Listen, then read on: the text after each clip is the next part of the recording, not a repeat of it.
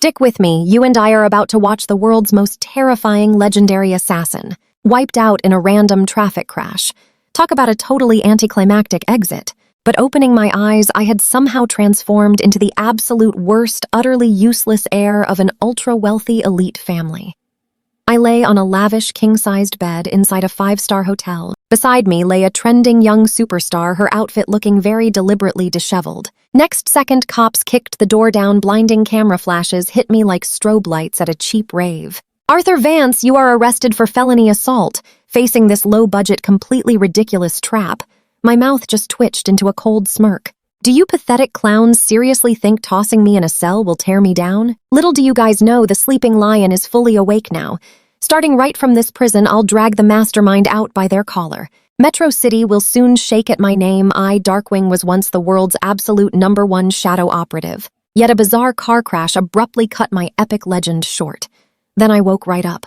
Turns out I actually reincarnated. Staring up at a bright crystal chandelier, I felt a ridiculously soft mattress right beneath me. But this new body felt so incredibly weak I could barely twitch a finger. Suddenly, a massive flood of intense memories completely smashed into my brain. I had truly been reborn as Arthur Vance, the absolute #1 spoiled brat in Metro City. Arrogant, overbearing, and totally obsessed with partying. Still, his insane family background could make anyone completely green with envy. His dad, General Maximus Vance, is Supreme Commander of the Eastern Military District, actively controlling over 1 million loyal troops. His mom, Victoria Vance, runs the massive Zenith Corporation, standing as the absolute wealthiest woman in the empire. His sister, Luna Vance, is an epic international superstar with billions of fans. Even more intense are his 2 powerful uncles. One controls the southern borders, while the other completely rules the western frontiers. Both are absolute warlords, plus his grandpa is the empire's only living founding father. If that guy stomps his foot, the entire nation literally shakes 3 times over. Holy jackpot. This is the ultimate winning hand, but the original owner of this body was simply an utterly irredeemable piece of trash. Even worse, my highly trained senses instantly noticed something felt wrong. Now pay attention here. You and I know the alcohol and heavy-duty paralytic drugs in my system definitely weren't just some accident. Some idiot deliberately set me up. My gaze instantly turned glacial as my sharp assassin instincts fully awakened. Who actually did it? Brad Stursling, the jealous new money heir, or some rising star whose spotlight Arthur stole? While my mind raced at absolutely lightning speed, the heavy blanket beside me rustled softly. I very slowly turned my head. A woman with a stunning figure huddled beneath the covers. Her pale shoulders were covered in suggestive marks, and her eyelashes fluttered. She was finally waking up. Back in my previous world of shadows, women and wine were practically the same, just casual entertainment or sometimes highly lethal weapons. And this woman right in front of me was clearly the very knife someone was brutally thrusting into my back. My mind instantly mapped out the upcoming script. She screams, crying loudly that I completely assaulted her. Reporters rush in, snap photos, and a seamless frame-up is complete. The Vance family's powerful reputation goes straight down the drain. Too bad for them. But the Arthur Vance sitting here now wasn't that same idiot from yesterday. Speak of the devil. The gorgeous woman on the bed, Stella Fox, slowly opened her eyes. Spotting me, she feigned shock, then seamlessly transitioned into a perfectly rehearsed look of absolute terror. She opened her mouth, totally ready to unleash a scream that could shatter glass. You probably think it's game over. But before she screamed, my hand clamped her mouth with lightning speed. Stella's pupils totally shrank. She locked eyes with me. My gaze was completely cold, like a dark abyss ready to swallow all creation. Is this really the stupid Vance heir? I slowly leaned in, a very dangerous smile tugging at my lips, and whispered, "Hold that scream. If you make a single sound, you and your entire family are totally finished. Think carefully before you squeal. I'll give you 3 seconds." As soon as I finished, I let go. Stella's entire body went stiff, the loud scream instantly fading in her throat. But right at that critical moment, bang. The room door was forcefully kicked open from the outside. A massive swarm of reporters and police officers completely flooded in like a tidal wave. Camera flashes went off like a wild thunderstorm. Seeing her saviors, Stella's acting instincts totally overpowered her fear. She sprang right up, pulled the blanket over herself, pointed directly at me, shrieking with all her might. "Help, he assaulted me!" That dramatic scream was the exact fuse. The room completely exploded. Click, click, click, click. The reporters lunged at me. "Mr. Vance, is this accusation actually true? Do you have anything to say?" A chaotic barrage of questions tried pushing me off a cliff. Amidst the wild chaos, a crisp, totally cold female voice suddenly rang out. "Step aside, official police business." That's where we leave it. The crowd parted as a gorgeous, ice-cold, uniformed female officer confidently walked in. "All right, let's jump into this wild setup. Detective Chloe Frost. Major crimes." Captain scanned the giant bed, staring at crying Stella and my half-dressed self. Pure disgust sparked in her gaze. The Empire's infamous trash strikes again. Chloe flashed her badge voice, totally freezing cold. "Arthur Vance, we just got a report suspecting you of major felony assault. Get dressed and come to the station right now." Her sharp command echoed perfectly through every single reporter's microphone. The room practically exploded. Metro City's top Playboy title was completely ruined. Publicly arrested for attacking a super-famous trending starlet. This was easily the hottest news this decade. For a whole month, every camera lens would lock onto me, practically begging to catch just a tiny hint of panic on my face. Too bad they were going to be super disappointed. Facing a total disaster that would cause instant social ruin for anyone else, my expression stayed as calm as glass. It felt like this massive dramatic play had absolutely nothing to do with me. I slowly grabbed the bed sheet, secured it around my waist, and finally looked up directly at the furious female cop standing right by the door. My eyes remained incredibly calm. My brain started analyzing everything at absolute maximum speed. Out of these wild reporters who wanted a scoop and who were planted pawns, who is actually seeking justice and who just wants a circus? Especially this cop. The timing feels way too perfect, entirely deliberate.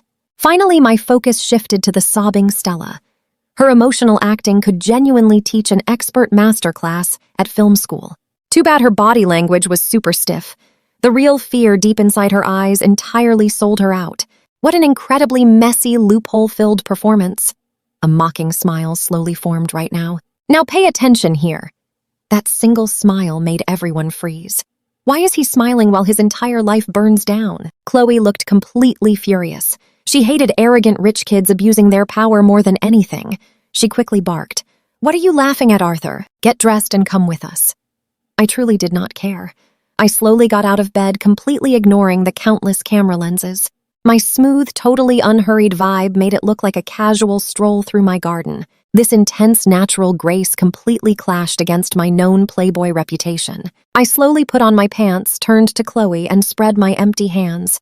"Let's go, officer." I even glanced at the shiny handcuffs on her belt. "Do we need those extra accessories?" My light-hearted tone totally ignited Chloe's anger. She ordered, "Cuff him. Take him away." Click. Cold metal locked right around my wrists. The reporters went absolutely crazy, frantically snapping away at this incredible historic moment. Two tough officers flanked me forcefully, marching me right out. But as I passed the bed where Stella sat, my footsteps just suddenly stopped. The angry officer behind me shoved me really hard, loudly growling, "Keep moving." I entirely ignored him. I tilted my head slightly casually, leaning forward under the wild barrage of flashes. My lips almost touched Stella's ear. I used a super quiet voice only we could hear, whispering like an absolute demon. "Your scream was slightly better than your acting." Loud police sirens pierced the Metro City night. Inside the cruiser, two cops up front whispered about the back seat. "Shh, look, he is sleeping like a baby." The sheer nerve of this rich guy, the older driver scoffed. These untouchable elites, framed or not hurting an actress, is nothing to them. One simple phone call from his rich parents and our chief will apologize tomorrow. The young cop furiously ground his teeth. "Damn it all. Scum like him should be locked away forever." But you and I both know the truth. He was not actually sleeping at all. As the former shadow, staying alert in strange places was pure instinct. Right now, my brain was dissecting the trap piece by piece. First, the exact timing. The cops and media appeared perfectly synced with her dramatic scream. This proved at least two groups waited outside, perfectly timing the signal. This was an absolutely premeditated live stream event. Second, the charge. A major felony instantly destroying a public figure's reputation with witnesses and evidence manipulating the public opinion. Even jumping into the holy river could never wash this clean. A truly fatal strike. Third, the media. Not just one or two outlets, but a whole fleet. The mastermind had massive resources and completely mastered psychological warfare. They did not need the truth. They only needed the predator label super glued to my forehead. Timing charges public opinion. A solid 3-hit combo. The trap was nearly perfect. Shame the execution was so amateurish. To an underworld king like me, this whole thing was basically a toddler's doodle completely full of obvious plot holes. True Apex players always eliminate targets without a trace. This low-class setup easily revealed the hidden mastermind's absolute fatal flaw. They were incredibly desperate to entirely crush me instantly. The suspect list shrank drastically. It definitely had to be a newly risen Metro City family, eager to secretly steal the top spot. Just then, a name flashed from the depths of my memory like a lightning bolt.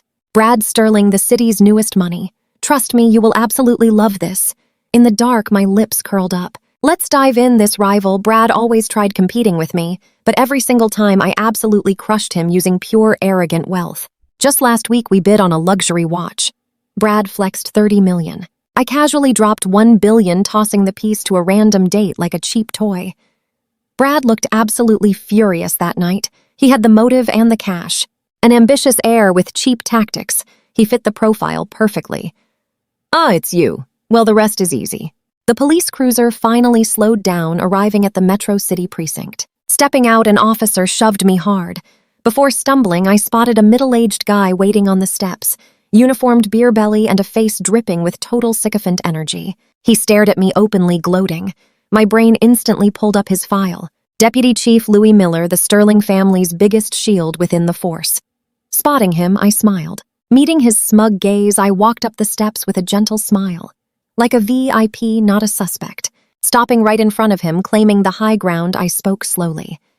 Deputy Chief Miller, my case clearly has you pretty excited, right? The interrogation room felt freezing and totally oppressive. Click! A high-powered desk lamp flicked on. The blinding beam aimed at my face. A classic psychological pressure tactic. You and I saw that coming, right? I narrowed my eyes like I was sunbathing. The door opened. Detective Chloe Frost entered, radiating an icy aura, keeping everyone away. She slammed the file down, speaking very coldly. Name Arthur Vance, age 22. Occupation. I smirked slightly. Occupation is spoiled playboy. Chloe triggered instantly. Arthur, this is an interrogation room. Fix your attitude, apologize. Force of habit. Chloe took a deep breath. Tell me everything that happened tonight. Instead, I leaned back, looking completely relaxed. I didn't even try defending myself. I just watched her with pure amusement. Officer, before answering, can I ask a few questions? Chloe frowned. I'm interrogating you, I smiled. Don't be nervous. I just want to understand police procedures. Refusing to wait, I fired the first shot. From getting the dispatch to kicking that door down, how long did it take? Chloe's pupils contracted. I smoothly continued. 10 minutes max. Your response time is absolutely godlike. Anyone would assume you were already waiting downstairs just listening for a dropped glass signal. My blatant sarcasm made Chloe's face look furious simply because I was completely right. They received a mastermind's tip and waited. A massive procedural flaw. But I gave her no time to think. I fired the second shot. Those dozens of reporters with heavy cameras, are they off the book staffs, or did they invent a media-supervised law enforcement model? Chloe choked, speechless. This question was incredibly venomous. Cops busting into a room with reporters leading the charge? If leaked, they'd be a laughingstock. Final shot. I leaned forward, eyes piercing her soul. Officer, you're an experienced detective. In any assault case, the single most crucial thing is physical evidence. You have a witness, but forgot the basics. Walking in, no medical exams, no DNA swabbing. You slapped cuffs on me. I chuckled softly, grating on her nerves, staring dead into her eyes. Let that sink in. Did you come to solve a case or shoot a movie? 3 questions dropping like heavy hammer blows on Chloe's heart. Her professional pride completely shattered. The room instantly fell dead silent. Staring at me, her chest heaved violently. She had never faced a suspect like this. He simply wasn't being interrogated. He was passing judgment, exposing this entire ridiculous fake arrest. How could a supposedly useless piece of trash exert such terrifying heavy pressure? After a long, tense silence, Chloe slowly turned off that desk lamp. Closing the file and crossing her arms, she changed tactics. You don't seem worried at all. My playful smile vanished entirely, replaced by an icy calmness sending shivers down her spine. Looking right at her, I replied flatly, "Why should I be worried? The ones who should really be losing sleep right now are the directors of this little play. Eastern Military District, Metro City." The night was pitch black. Inside the Supreme Commander's office of this steel fortress, lights were blazing. Secretary Smith tightly held an encrypted intelligence report, standing before the mahogany door for 3 full minutes, completely terrified to even knock, because behind that door was the Empire's youngest General Maximus Vance, an absolute legend who walked out of mountains of fallen enemies and endless battlefields. And this report was enough to ignite the god of war's fury. Finally, military instinct conquered his fear, and Smith nervously knocked. A single authoritative word echoed. "Enter." Smith walked in. A towering figure leaned over a military map. "Trust me, you're going to want the next part. Stick with me." His terrifying aura was literally sharper than any blade. Maximus asked without looking up, sounding totally flat. Smith saluted sharply, handing over the file with both hands completely dry. "Commander, urgent news from Metro City." Maximus glared like actual daggers right at Smith. He snatched the thick file. The massive office fell completely silent. Smith watched nervously from the corner of his eye. Reading just the very first line, Maximus furrowed his brows tightly. The very next second, the words "suspected felony assault and arrested by police" hit his intense eyes. His whole body went totally rigid. An absolutely terrifying aura erupted everywhere. Smith felt like a massive primordial beast was staring him down. He completely froze in fear. His legs turned to pure jelly. That absolute punk, a furious roar echoed like thunder. His heavy fist punched straight through the century-old desk. Wooden splinters flew absolutely everywhere. He violently crumpled the report. My reputation. The Vance family honor was completely dragged through the absolute mud by him. Maximus suddenly stood right up, pacing the large room like an enraged lion. He fought hard his whole life, achieving legendary status, absolutely proud only to raise a useless son. Assault. This completely crossed the bottom line of the huge Empire laws. Now watch this closely. Pure fury burned in his chest. He wanted to fly to Metro City and personally crush that ungrateful kid himself. But right as his epic fury peaked, his tiger-like eyes twitched. He spotted the strict calligraphy hanging on the wall, "absolute discipline and leading by example." Those exact words instantly suppressed his erupting anger. Years in the military had totally forged superhuman self-control. Maximus slowly took a deep breath. The anger faded from his intense eyes, replaced by an abyss-like coldness. He knew he could not act emotionally. As the Supreme Commander, he definitely could not use military power to interfere with justice. The severe political backlash would be massive. Thinking about this, he finally sat down.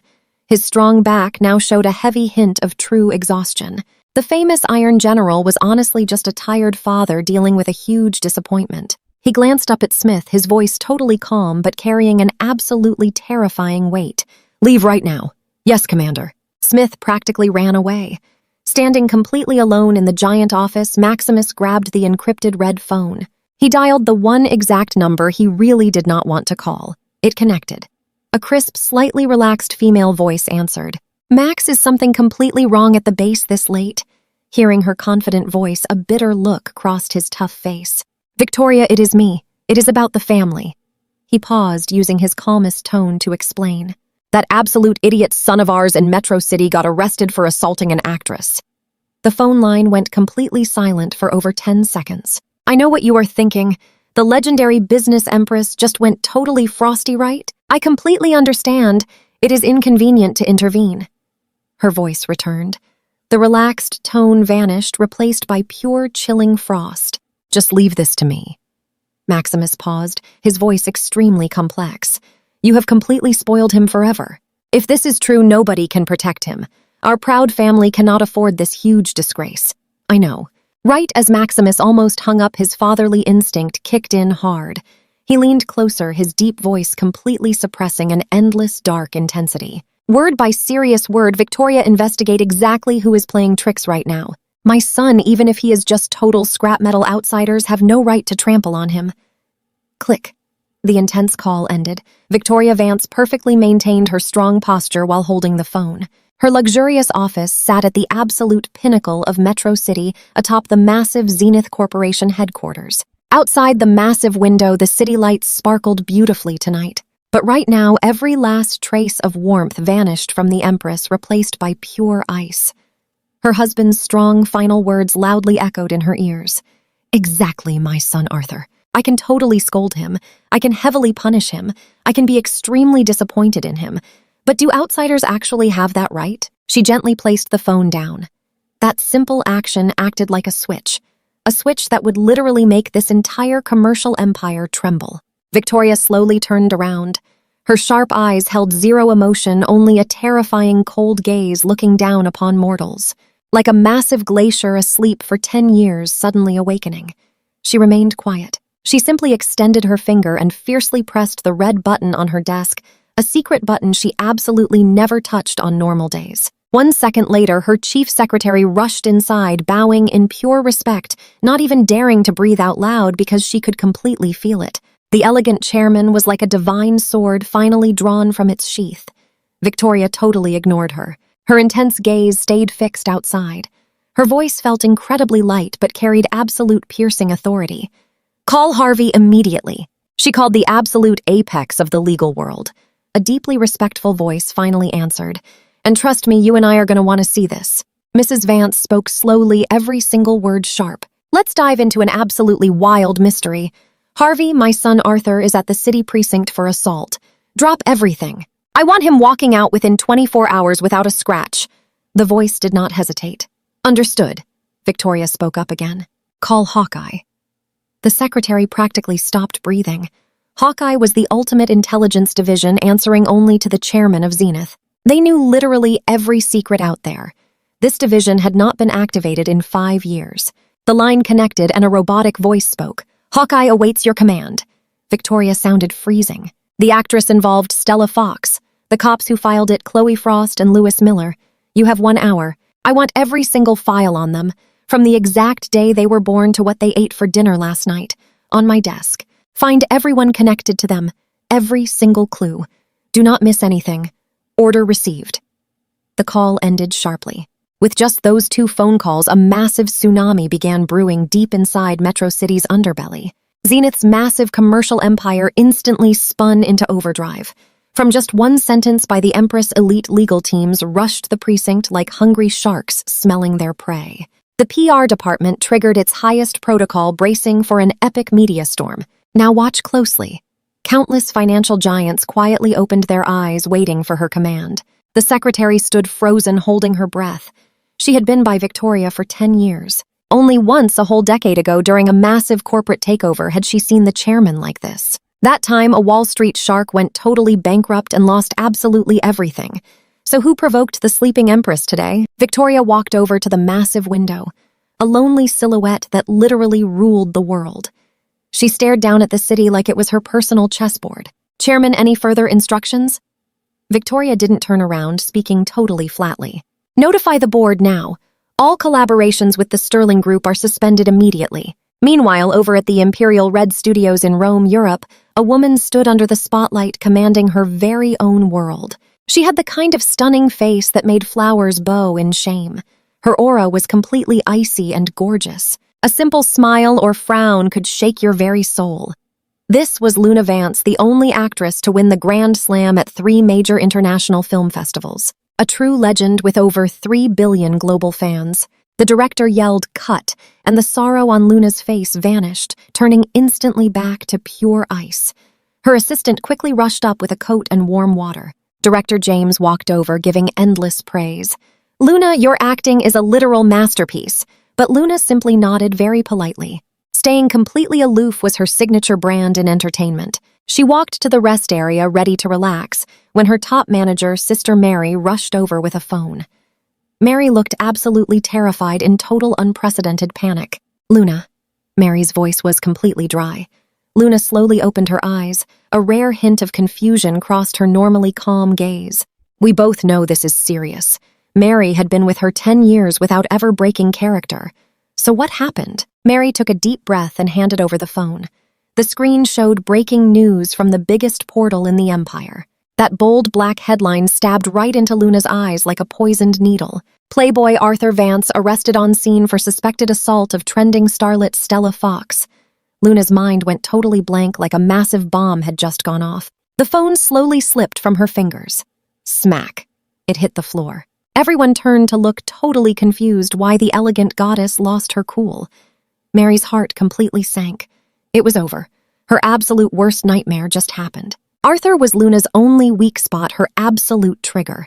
The whole world thought Luna was ice cold, but Mary knew she was actually an unreasonably protective demon of a big sister. Time literally froze for 3 whole seconds. Then Luna slowly bent down and grabbed the phone. When she looked up, all emotion was gone, replaced by a freezing chill that terrified even a veteran like Mary. If Luna was an iceberg before, she was now a 10,000-foot abyss of ice, easily enough to freeze everything nearby. She spoke quietly but as firm as iron. My brother absolutely did not do this. He's an idiot, a playboy. He is arrogant but absolutely not scum. She did not need any evidence. She believed her brother unconditionally. Someone is playing him. Fierce intent flashed in Luna's eyes. She didn't panic or cry. She pulled out her private phone. Her total calmness and sharp decisiveness really shook Mary. This was the true Vance family face. Her very first call went straight to the Empire's media mogul, the chairman of Starlight Entertainment, Richard Clark. A warm laugh came through. "Luna, it is rare for you to call Uncle Richard while busy." Luna skipped the small talk. "Uncle Richard, you saw the news about my brother. Suppress it." It was not a plea, but a notification. Richard paused. "The scene and evidence are all there. Trust me, you are going to want to see what happens next. Even if we try, we cannot stop this." Luna's voice dropped. "I said suppress it. Listen closely. You and I are about to see a sister go to total war. 10 minutes. I want 0 negative news about my brother on any platform. Uncle Richard, I know the truth. In this business, pure money and power can bury absolutely anything. You can make it happen." Silence. Richard realized Luna felt completely different today. She carried an intense aura he only ever felt from her dad. He finally sighed. "All right, Uncle will step in. Consider this returning a huge favor to your dad. Thanks." Luna hung up fast.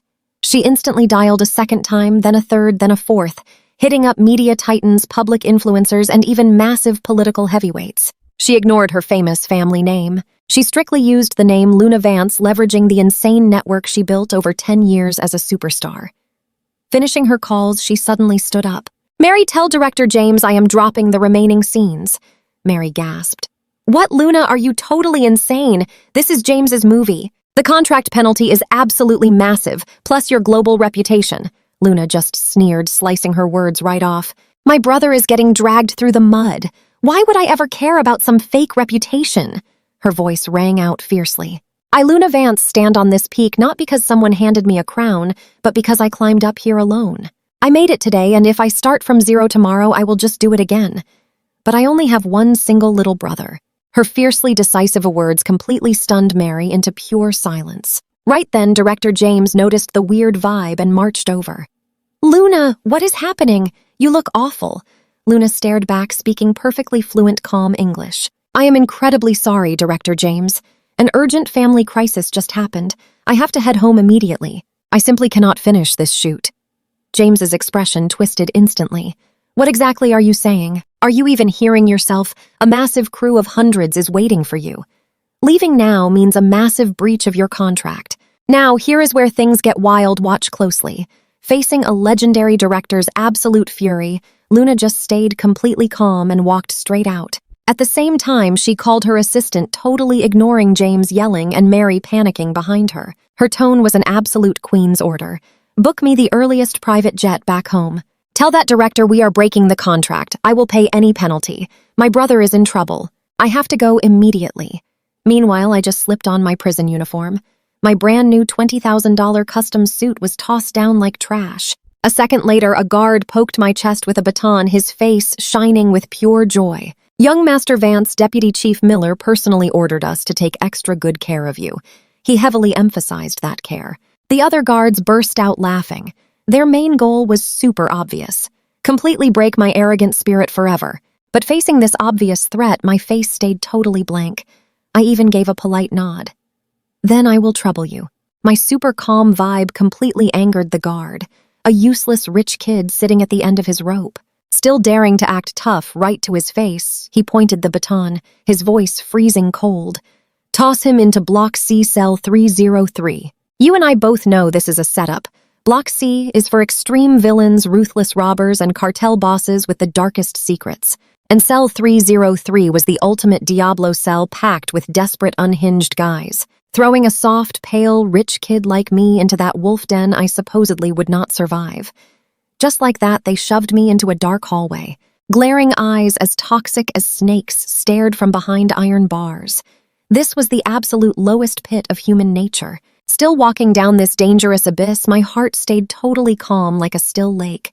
Honestly, I even felt a little spark of nostalgia. Years ago, as the top shadow fighter, I battled my way out of a hidden camp. Compared to that nightmare, this place was a literal spa retreat. My eyes instantly switched into a high-precision human radar. Hallway distance camera counts, blind spots, shift changes. All that data flooded my brain instantly, creating 3 totally separate escape plans on the spot. The guard paused in front of a heavy iron door.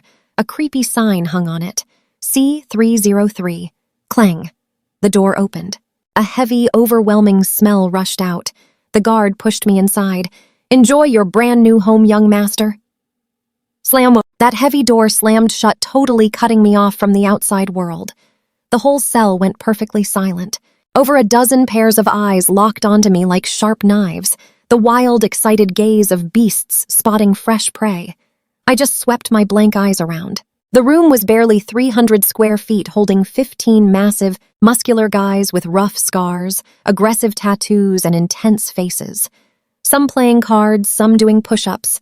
When I entered, everyone suddenly stopped. The air instantly turned heavy. Classic rookie hazing time. Right then, a huge bald guy on the furthest bunk slowly sat up. What do you and I make of this guy, 6'3", bulging muscles, black dragon tattoo? The Diablo cell boss, Baldy Craig, is ready for a showdown. Let's dive right into this crazy moment. He jumped down barefoot, marching toward me while his crew completely blocked my exit. Craig towered right over me, his massive size giving off serious pressure. He circled me like some giant bear, totally sizing me up. Then he loudly smacked his lips and just stood there. Reaching out with a massive hand, he started lightly tapping my cheek over and over. Talk about maximum level humiliation. Flashing a nasty grin, he sneered, "Hey kid, heard you are some fancy young master. You know the rules around here." Suddenly he roared, "Get on your knees and bow." The whole cell completely erupted. "Ha ha! Craig told you to kneel down. Are you deaf? Start banging your head for us." They stared with twisted anticipation, waiting for me to beg. Crushing someone's pride was their favorite game. Too bad I would totally disappoint them.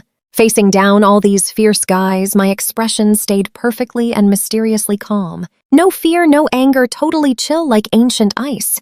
It was like these tough guys were just a pack of stray dogs. My calm vibe made their laughter completely fade. They realized something was off.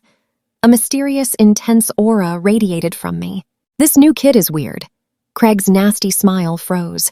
Staring right through him was actually the absolute ultimate provocation. "Hey kid, I am talking. Are you deaf?" His patience ran out, a fierce light flashing in his eyes. The hand tapping my cheek pulled back. "Kneel," I asked. His massive hand swung violently at me, bringing a heavy wind. "Watch closely here." He used full power, everyone waiting to see my face totally crushed. But right before that hand connected, I moved.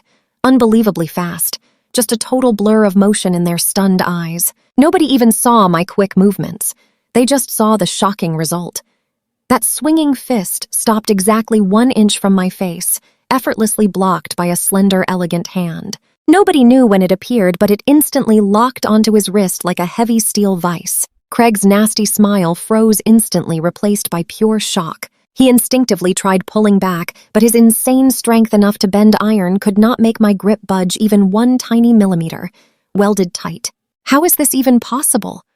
While his brain short-circuited, I raised my other hand and casually brushed invisible dust off my shoulder. I looked right up. My super calm eyes finally showed some emotion. Not anger, not harsh vibes, just the pure annoyance reserved for noisy trash. "Way too loud," I whispered softly. As I spoke, the hand gripping his wrist simply twisted outward and folded. Snap, a crisp cracking sound echoed through the cell. That sound made everyone shiver. Next came a completely wild scream from his throat.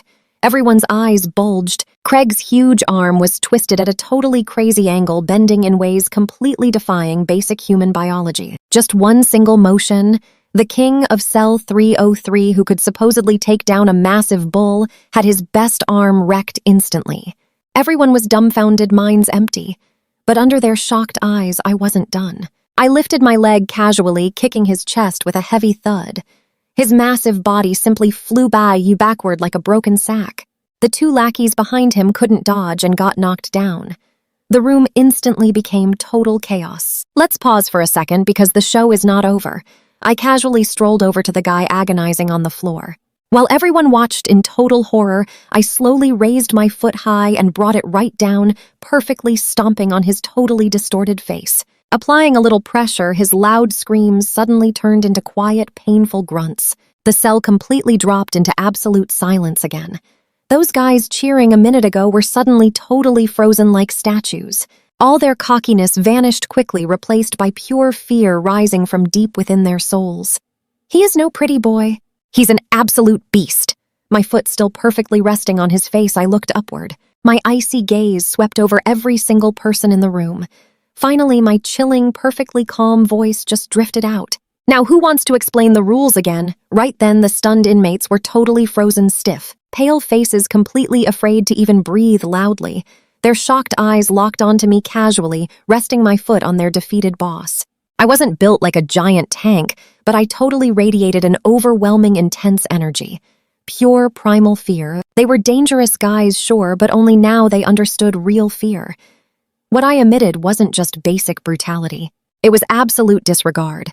In my eyes, they were just completely meaningless ants. If I wanted to absolutely crush them, I would do it without a single emotion. That was the truly terrifying part. However, in that crazy silence, there is always some idiot blinded by rage. Damn it, you hurt Boss Craig, brothers, attack him. Take him down. Two lackeys scrambled up. Trust me, you want to see what's next. All right, stick with me here. A guy named Mad Dog, eyes glowing red, swung a massive dirty boot straight at the back of my head. Scarface yelled loudly, throwing a massive punch toward my ribs. 3 or 4 other guys lunged from every single direction. They figured this kid was totally alone. 2 fists cannot block 4 hands. If they rushed in together, sheer numbers would crush him. Too bad they were completely wrong. Facing this angry mob, my expression never changed. My foot on Craig stayed perfectly still. Right before Mad Dog's boot smashed my head, I finally moved. I shifted like a swift phantom, just like that, dodging a terrible hit. The next second, my right arm struck backward quickly. My elbow became a weapon, smashing right into Mad Dog's chest. Snap, a loud breaking noise. Mad Dog's ribs caved in. He flew completely backward, coughing dramatically while soaring through the air. Right then, Scarface's fist arrived, but like I had eyes behind my head, I did not even turn around. My left hand formed a flat edge and slashed back. Smack! A crisp sound hitting his wrist perfectly. He felt intense pain, his punch losing all power. It did not stop there. My left hand slid upward, fingers grabbing his panicked face. I pulled it down, then playfully threw him into the concrete wall. Thud! Scarface did not even grunt. His eyes rolled back, sliding down like a wet noodle, completely knocked out cold. In just a fraction of a second, 2 desperate criminals fell. Watch closely, my feet never moved an inch. The remaining guys lunged halfway, then instantly froze in pure shock. Their momentum stopped so suddenly, making them trip and tumble hilariously into a pile. They stared like I was a living nightmare. Cleaning up the hilarious mess, I slowly turned around. My bright eyes first swept over the groaning bodies on the floor, then slowly watched the remaining inmates who dared not move. Finally, I pulled my foot right off Craig's face. Throughout the entire process, what I showed was not just massive power but surgical precision control. I stopped 5 men in one breath, breaking bones, so they lost combat capability, but everyone survived. I perfectly avoided every critical spot. This amazing control completely broke the mental limits of these criminals. Thud, thud, thud. Someone started it. The dozen remaining inmates lost all strength in their shaking legs, instantly dropping down to their knees. They kept their heads down, trembling like leaves. They dared not look up. Absolute submission from their souls. From this exact moment, I became the absolute new king of Cell 303. You and I know this trope. Looking at them kneeling, total boredom crossed my eyes. I ignored them. Fixing my wrinkled uniform, I calmly walked toward a scrawny guy in the corner, shaking very violently. Looking like the least threatening guy there, a very bright, cheerful smile bloomed on my face. I gently reached out, patting his rigid shoulder under his terrified stare. He looked like he was about to wet his pants. I smiled and asked softly, "Hey, man got a phone? Let me borrow it." The scrawny guy felt an icy blade on his neck. His teeth chattered uncontrollably. He could not speak. My smile stayed my eyes narrowing slightly. That tiny movement made him feel freezing hands squeeze his heart. Survival instinct won. He shot up frantically, digging into his dirty pants to pull out an object wrapped in a plastic bag. He wiped it on his sleeve, offering it with trembling hands. An ancient Nokia Mini, a total fossil.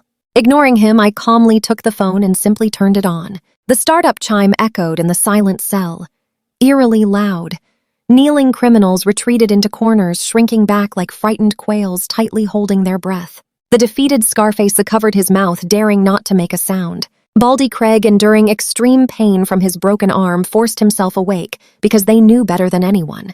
Pissing off this new king meant a fate worse than nightmares. I just ignored them entirely. I walked to the camera blind spot, turning my back. My fingers flew across the tiny keypad.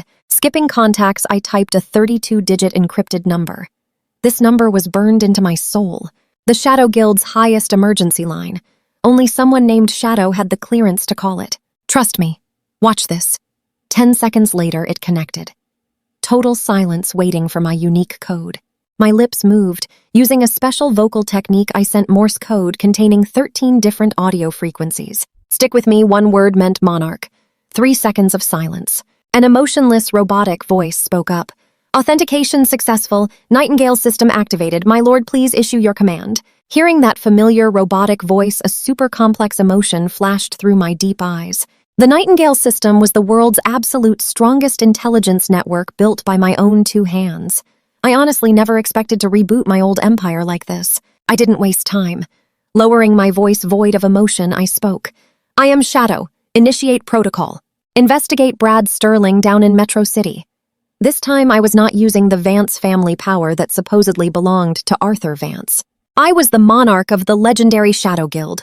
I would fully use my past life's insane power to totally crush this life's annoying enemies. My epic command was issued, but the Nightingale system delayed responding. A bizarre silence fell completely over the earpiece.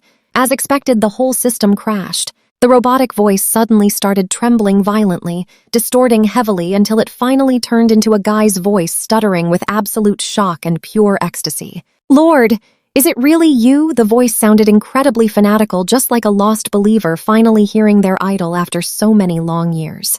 "My lord, you are here." Hearing that super familiar tone, my lips curled. Ghost. This was the world's #1 hacker, Nightingale's legendary admin.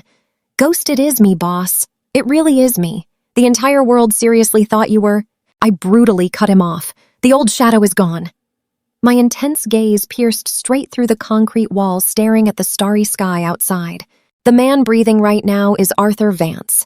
Meanwhile, over at the King Club, Metro City's most luxurious underground casino, inside the VIP section, a heavy guy was enjoying himself like an absolute emperor surrounded by beauties and lackeys. Kevin King. Everyone in the underground scene highly respected him as Fatty King. Nobody ever dared underestimate this guy simply because his powerful family controlled Metro City's massive gray market. He was also Arthur's absolutely die-hard buddy. Right while Big Kev was partying hard, a special satellite phone deep in his pocket buzzed. Seeing the caller ID, his happy smile totally froze. Barely 5 people possessed this number, calling only during an absolute emergency. "Now pay attention here." He waved everyone off, instantly emptying the VIP area, replacing the fun with a crazy, sharp intensity before he quickly answered. His subordinate's fully panicked voice came echoing through. "Boss, huge news!" Big Kev's voice sounded eerily calm, the silence before a massive storm.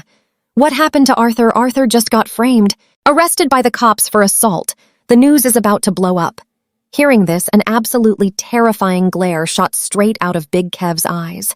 He didn't say a single word, but the room's temperature basically dropped to absolute freezing. This usually laughing guy suddenly radiated an insanely heavy physical dark aura. "I know," he whispered, hanging up the phone before slowly standing straight up. His massive body felt exactly like a wild volcano about to erupt.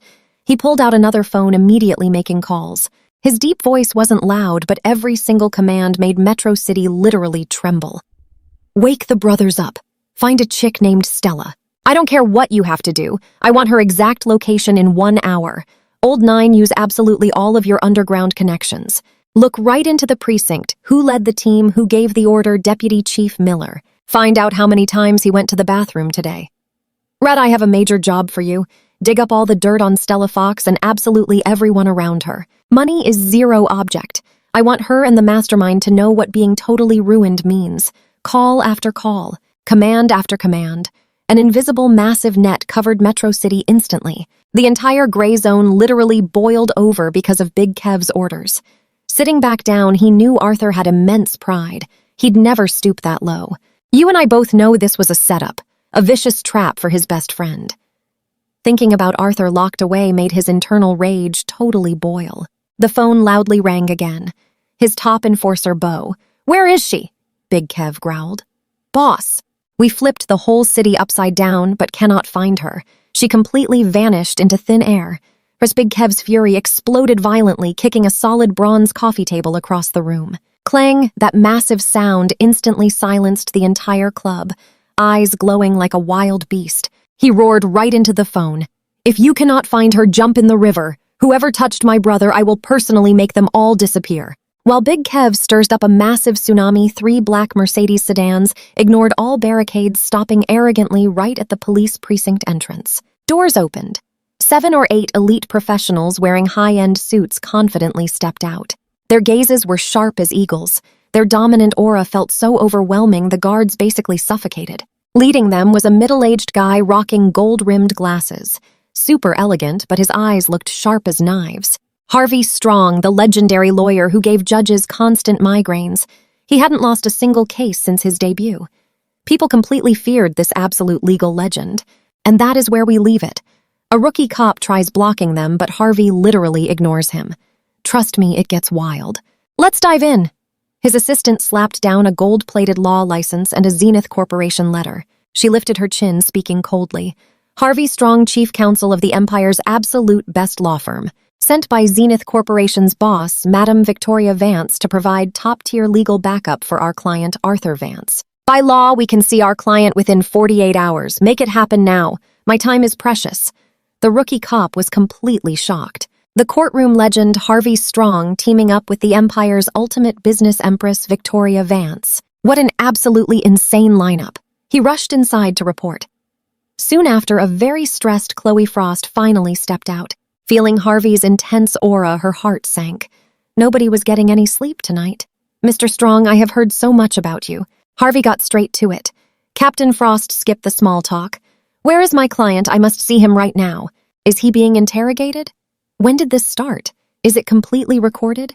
Are his rights truly being protected? This rapid-fire burst of expert questions left Chloe breathless.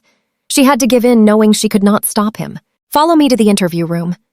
Harvey finally saw Arthur, and just one glance left him completely surprised. The teen wore jail clothes and cuffs but sat calmly with perfect posture. No sadness, no panic from a guy facing a ruined life. His chill vibe felt deeper than the billionaire bosses Harvey knew. Was this really the famously useless rich kid? Harvey hid his total shock and took a seat. Hello, Mr. Vance. I am Harvey Strong, hired by Madam Victoria as your lawyer. Arthur glanced up, studying him. Not too bad for my mom's ace. Thanks for your hard work, Mr. Strong. Just doing my job. Harvey opened his bag, pulling out a recorder and laptop. Mr. Vance, time is super tight. My team did a quick check. The current situation looks incredibly bad for you right now. Witnesses solid proof public anger. The other side has basically pinned you to the wall of total shame. Now pay attention here. I need the absolute truth. Harvey fully expected to hear a spoiled brat's completely ridiculous excuses. But Arthur's next words completely blew his mind. He didn't cry foul. He didn't even curse once. The kid used a chillingly logical voice to explain everything. Finally, he stared at Harvey and dropped some absolutely ruthless orders. I am in no rush to leave. I want you to muddy the waters. Harvey froze. Muddy the waters? Arthur's lips curled into a sharp smile. Use your best skills to fight back. Go after their illegal filing procedures. Like, why did reporters show up before the cops? Why no instant medical check on the victim? Grab these flaws and do not let go. I want Deputy Chief Miller losing sleep and skipping meals for the next 48 hours. Harvey's eyes totally lit up. Muddy the waters. Break the siege by attacking their home base. This was definitely not a foolish playboy's mindset. This was the brilliant mind of a master chess player. Arthur gave his second order. Request an evidence preservation order immediately. Make the cops hand over all original raw camera footage within a 500-meter radius around that entire hotel. Remember original, I suspect they altered the key evidence. Harvey's expression instantly grew incredibly serious. I know what you're thinking.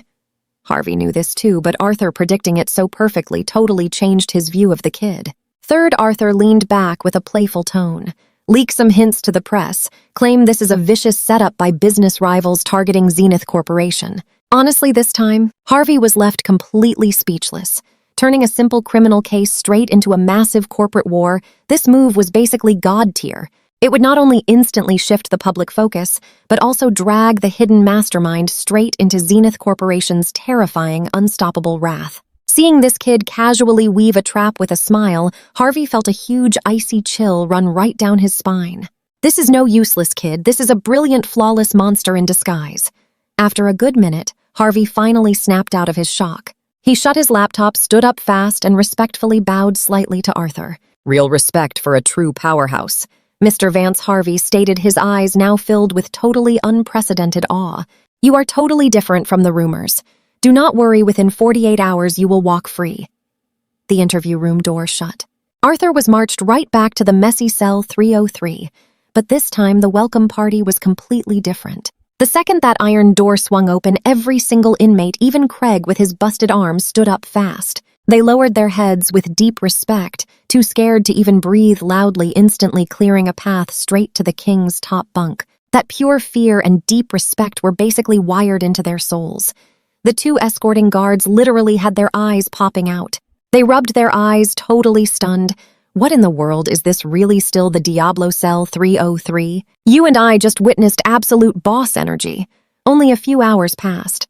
What did he do? Arthur ignored the crowd completely. Stick with me, you and I are about to watch our guy claim the top bunk, resting his eyes like he was born for that throne. Late night loud snoring filled the cell, but right at midnight a super faint metallic scraping sound echoed from just outside his heavy door.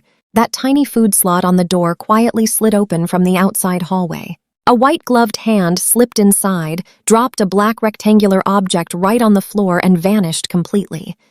Absolutely zero wasted motion. But the exact second that hand vanished, Arthur's eyes snapped wide open. No sleepiness at all, just bright, ice-cold intensity and pure, chilling, dangerous alertness. He slid off the bed without a sound, landing like a perfectly quiet cat. He stepped to the door, bent down, and grabbed the black item, a brand new, completely untraceable custom phone. A confident smirk crossed Arthur's face. Lightning-fast work. He knew immediately this was his powerful mother Victoria making moves. Harvey brought all that heavy frontal pressure. This phone would deliver the ultimate finishing strike from behind. He quickly got back into bed, hiding under his heavy blanket. The screen glowed, loading straight into one single encrypted app. The second it powered on, the phone vibrated. A new message was waiting. One word and a code. Ghost Online. Seeing this, Arthur's expression went intense. Ghost. A top 3 hacker globally, making international cybersecurity teams shake at his name. A digital phantom who only owed favors to one single guy, Shadow. Years ago, when Ghost was hunted everywhere, Shadow pulled him from a trap. To pay him back, Ghost promised 3 massive unconditional favors. Booting up Nightingale was favor 1. Arthur's fingers flew rapidly across the screen, typing out Directive 2. Target Metro City Skynet System. Mission: extract the Rich Garden Hotel CCTV footage from hours 22 to 24 last night. Execution time: 10 minutes. This is Skynet, an expensive super surveillance empire linking millions of cameras and military-grade servers. Basically a digital fortress nobody was supposed to breach. Now watch this. You and I know hacking that in 10 minutes is insane, right? But Arthur looked confident. He knew Ghost could literally break into any network on the entire planet. Sure enough, less than 5 minutes later, the custom phone buzzed. A quick reply from Ghost. Mission complete. Data packaged and dropped into your encrypted inbox. Then another message popped up. Detected an unknown data stream in Skynet backend 30 minutes ago trying to wipe hotel footage. Instructions. Arthur's smirk grew way colder, exactly as he predicted. The mastermind panicked and started destroying evidence. Shame their prized hacker wasn't even fit to tie Ghost's shoes. Ghost's next messages flew in back-to-back, definitely showing off a little bit. Boss found traces of the deleted video. Total piece of cake for me. Want me to restore it? Yep, same old Ghost. Arthur quickly typed restore it. Package every raw clip with the deletion alteration logs. Send it to me now. Buzz. A massive file package started downloading at absolute lightning speed. The progress bar sprinted. In just over 10 seconds, dozens of gigabytes of video finished downloading. This was Ghost's actual power. Arthur opened the package, jumping straight to the file marked altered. Video 1. The hotel hallway. Stella Fox in a stunning gown led by a waiter right to Arthur's door. Then she swiped a keycard, opening the door completely by herself. Zero force. She looked eager, genuinely excited.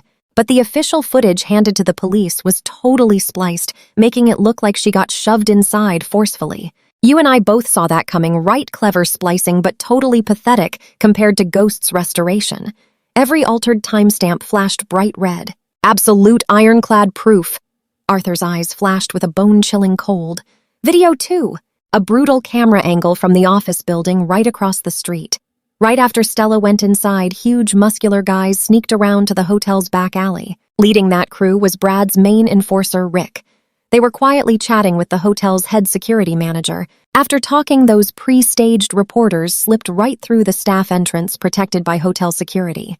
This perfectly nailed the dirty collusion between the Sterling family and the hotel. Video after video, every single clip was another nail pinning the Sterlings to the ultimate wall of shame. How Stella entered, how Brad's guys placed the reporters, plus how that corrupt police captain secretly met Deputy Chief Miller's driver at a cafe 30 minutes beforehand. Ghost violently dragged all of this truth from the street cameras. A massive web of lies and conspiracy was ripped to shreds right before Arthur's eyes. From beginning to end, this was a massive play directed totally by the Sterlings. Lewis Miller gave cover, the hotel built the stage, Stella acted as the female lead, and our guy, Arthur, just the blindfolded main target. Arthur chuckled icily at his screen. Zero anger, no excitement, like a beast before a big hunt. He systematically organized all that lethal evidence, locked it into an encrypted package, and fired it through secure channels to Harvey Strong and his mother, Victoria Vance. Mission done.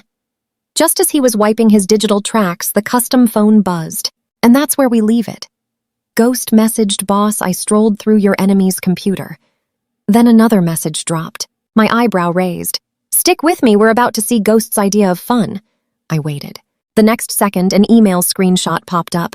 Sender Brad Sterling, receiver his father Victor. Attached was a presentation titled Feasibility Report on Completely Ruining the Vance Family and Controlling Public Opinion. One slide explicitly outlined Phase 3 inside the detention center. Create a little accident to silence him permanently. Eliminate the root of the problem. What a lovely phrase. A dark intensity completely exploded in my eyes. If the past evidence only showed they framed me, this email was ironclad proof of attempted elimination. A completely different ballgame now. With this evidence, I could bury the Sterling family forever. Before saving the screenshot, Ghost sent another text. Perfect timing. Boss hacked Brad's computer and found an email plotting this exact scheme. Need me to send it? No. Staring at that vicious email, the last trace of warmth vanished from my eyes, leaving only a freezing, absolute chill. Brad Sterling. The entire Sterling family actually dared to harbor completely destructive intentions against me. Very well. Ghost's grand gift was the final puzzle piece. The whole conspiracy was sealed. All the clues and speculations lined up perfectly. I closed my eyes, accessing those memories. But this time, I wasn't just passively taking them. Watch closely now, we are hacking right into his past memories to expose Metro City's newest rich brats. Shallow foundations, but sky-high ambitions, scamming to step right over an old money family to rise. Unfortunately for them, the Vance family became their perfect stepping stone, and that sick ambition went straight to Brad. This guy had been stuck to me like glue, frantically jealous of everything, my background, my reputation. He copied me thinking he could actually win. I buy a Ferrari, he orders a way more expensive Bugatti. The next day, I throw a party he spends double on the exact same crowd. Laughable. Too bad every single performance of his was ruthlessly crushed by my simple, brutal methods. Like last week's charity auction, he fought me hard for a limited Patek Philippe, draining his allowance for 30 million. Thought he won. Even drafted his bragging post online. The result, I didn't even blink. Dropped 1 billion. Bought it and tossed it to a third-rate starlet next to me like a cheap toy. Matches my outfit. That was absolute crushing dominance. Pure destruction. From that exact moment, Brad's look wasn't just jealousy. It was pure venom. A sky-high hatred wanting to swallow me completely whole. So that's it. It was foreshadowed all along. I slowly opened my eyes. No more doubts, only freezing resolve. Motive capability plus the sheer stupidity of a mind clouded by hate. It all fit perfectly. Just a clumsy play by the Sterlings. I know what you're thinking. They actually thought they trapped a lion. Absolutely hilarious. From the moment I stepped into this cell, hunter and prey completely flipped.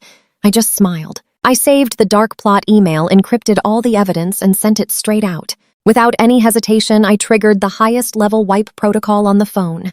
Code cascaded like a waterfall. In 3 seconds, all trace of operations and data physically vanished. Even Ghost himself couldn't recover a single byte. Leave absolutely no trace. That is a Shadow's true professionalism. I removed the SIM card and wrapped it. I walked over to the scrawny inmate and tossed it back. He looked completely paralyzed with fear. Finally, survival instinct won. He shakily took the phone, forcing a smile uglier than crying. "You done with it, boss?" I just nodded, walked right back to my bed and laid down. Eyes closed. I was back to playing the Empire's top playboy, just waiting out my 48 hours. But beneath that calm surface, an intensity capable of flipping Metro City upside down was surging wildly. Very well. I hope they are absolutely ready to endure my wrath. Next morning, sunlight hit the cell. No grogginess at all, just a deep calm. I looked asleep all night, but my brain raced. I merged the old memories and plotted a direct path to the absolute top for this life. Starting with this minor annoyance from the Sterling family. "Get up, all of you!" a guard shouted. Clang. The inmates scrambled up like startled birds, moving 10 times faster, terrified of waking the deity on the top bunk. I completely ignored them, stretching my body. Energy flowed through my limbs. I smirked. "Trust me, we are just getting started. Stick with me. You are about to watch this useless playboy reveal a decent martial arts foundation." Compared to his past life as a near grandmaster, this strength was basically a tiny firefly glow. Still, it was definitely better than zero, completely enough to handle minor fights. Suddenly, a really faint vibration buzzed from under his blanket. His sharp eyes shifted. Without even changing expression, he tossed the blanket, grabbed the custom phone, and checked the caller ID. 3-layer encrypted virtual number. He picked up. Big Kev's super anxious voice blasted through. "Arthur, how are things? Those jerks didn't hurt you, right?" Arthur's voice stayed completely calm. "I am perfectly fine. Talk business. Good." Big Kev breathed a huge sigh of relief, his tone instantly shifting into excited boasting. "Arthur, that sneaky Stella Fox you told me to track down, we found her." "Wow, I had my guys working like crazy. That little punk Brad actually has some brains. He didn't hide her in the city, but at his private suburban villa, totally in the middle of nowhere. Without a guy who previously renovated for him, we would be fooled." "What's the exact situation?" Arthur asked calmly. Big Kev let out a fierce laugh. "Don't worry, Arthur. I handle things. You relax. 50 of my best fighters have completely surrounded the villa like an iron bucket. Not even a fly is escaping today. That arrogant punk thought he was totally flawless. Left only 7 or 8 guards, not even enough to get stuck in my guy's teeth." Big Kev lowered his voice, turning incredibly fierce. "Arthur, just waiting on your word. Nod your head and my boys charge in, tie that girl up, stop her from running, and toss those guards right into the river to feed the fishes. Give the order, Arthur." He didn't answer immediately. A brief, heavy silence hung on the line. "Charge in, tie her up, rescue her." "No, that is the most foolish method. Stella Fox is the sole key witness to this massive case. Using violence to extract her means her testimony gets labeled as coerced. Not only would that completely fail to clear his name, it cements the charge of using underworld forces, falling flawlessly right into the enemy's trap. Using pure violence for this kind of trap is amateur. Watch closely here. We are about to see pure strategy. He is making his enemies swallow their own medicine, turning Stella Fox into a willing pawn. Arthur, you listening? Big Kev abruptly interrupted his thoughts. I am listening. He finally spoke, his voice calm but entirely unquestionable. Kev, pull your men back. Big Kev froze. What? Pull back? Why, Arthur? This is our absolute best chance. Arthur's tone grew heavy. I said pull back. Big Kev was full of confusion, but out of blind trust, he simply gritted his teeth. Fine, you're the boss. I'll tell them to withdraw now. Good. He nodded in satisfaction, slowly revealing his true mastermind plan. His voice was light but sharp as a surgical scalpel. We cannot touch Stella right now. She is Brad's ultimate trump card, but also his biggest burden. Charging in now ruins everything. He paused, the intense light of a hunter's wisdom flashing in his eyes. Leave her be. Keep a very close watch. Send me the address. I am going to make her willingly walk out of that villa and testify for me. 3 a.m. Major Crimes Unit main office. Brightly lit Detective Chloe Frost, her eyes totally exhausted, stared at a piece of CCTV footage. She had watched this short 1-minute clip hundreds of times. Smooth playback, perfect timestamps, a completely normal recording. But her sharp intuition was screaming, wrong. Something is definitely wrong. This intuition didn't just come from years of experience. It actually came from Arthur Vance in the interrogation room. The massive shock he delivered totally overturned her entire professional worldview. A 22-year-old labeled a predator yet possessing terrifying composure. Not acting like his life was ruined, but like a supreme chess master looking coldly at some clumsy clowns right on his board. Those 3 questions he asked were incisive to the extreme, peeling back the perfect shell of the entire case to reveal fatal flaws. That rigorous logic, that overwhelming aura, let alone a mere playboy. Even top-tier corporate criminals fell extremely short. You and I know something is suspicious, right? Well, the events that followed completely magnified her doubts. Harvey Strong's sudden descent like a god of law. His appearance alone represented absolute overwhelming pressure from the top. Then his legal team filed a dozen motions in hours, putting the precinct's legal department into pure chaos. But what was even more totally bizarre was the media shift. Yesterday, reporters swarmed everywhere. Today, the internet was completely quiet. Major news outlets acted like they were gagged. Total silence. If there wasn't an insane power suppressing this, she'd literally eat her badge. Arthur's absolute composure, the lawyer's intervention, the suppressed media, and the key witness victim Stella vanishing into thin air after giving her statement. Does a severely traumatized victim actually refuse police cooperation and play hide-and-seek? Is that normal? All these points merged into a wild speculation that shook her to the core. This whole case is an absolute trap, a massive conspiracy targeting Arthur Vance. Stella is not the victim, she is the bait. Chloe abruptly stood up with a fierce gaze. And trust me, you're going to want to see what happens next. She knew she was on the right track, but then Deputy Chief Miller pushed hard, demanding she wrap up this ironclad case right now. Obviously, Miller was the inside mole. You and I know Chloe could only trust her inner circle. Gather around, she commanded. Her loyal team quickly huddled up. Captain, find something. Chloe's eyes were sharp as blades, her voice dropping to a whisper. We are shifting our entire investigation right now. Drop Arthur Vance entirely. We look into Stella Fox. Her team was completely stunned. Investigate the actual victim. Exactly. Chloe's eyes flashed with genius. Check her whole social circle. Call logs. Bank transfers. I need to know everyone she contacted recently, especially anyone from the corporate world. Understood, Captain. Right as they turned to leave, the door violently slammed open. A young tech officer dashed in heavily, sweating, his voice cracking from pure excitement. Captain, we tracked Stella's bank accounts. Just 3 days ago, she caught an anonymous transfer of $5 million. We followed that exact trail. The cash came from a shady overseas shell company. The rookie swallowed hard, dropping a name that rocked the room. The main shareholder behind that shell company, the heir to the Sterling Group, Brad Sterling. Meanwhile, at the massive Sterling villa, now pay close attention here. Brad was pacing nervously, pure anxiety written across his face. His 10-hour master plan was running, but the internet remained suspiciously clean. All those bot armies and fake press releases he organized completely wiped out by some invisible hand. Brad was no fool. He instantly realized the Vance family struck back, bringing down an absolute suppression he could never fight. With his mind spiraling into total chaos, a freezing voice barked from the dark shadows. What exactly are you panicking about? Brad totally froze. Sitting right on the sofa was his dad, Chairman Victor Sterling. Dad, our news is getting completely crushed. And Harvey Strong, that legendary legal powerhouse, is representing Arthur. Victor's expression stayed perfectly blank. He just swirled his wine. I know. He acted like he held the entire world. Then what do we do now? Brad was completely losing it, pacing fast. Harvey Strong plays rough. What if he forces a confession out of Stella? He absolutely will not. Victor cut him off cold. I moved Stella to a spot nobody can track. Until this storm completely passes, she is totally off the grid. Brad calmed down slightly, but the anxiety remained. But the Vance family's influence is simply too huge. I hate dragging this out. That is why you are still too green. Victor finally glanced up, his eyes showing decades of brutal corporate warfare, absolutely ruthless. Brad, you must remember our family has no turning back. Since we chose to use Arthur's absolute downfall to rise, we must crush his future permanently. If you pull weeds, you have to rip out the roots. You felt that chill. His tone was light, but the room froze. Brad's pupils shrank. He fully caught his father's dark meaning. Dad, you mean... Yes.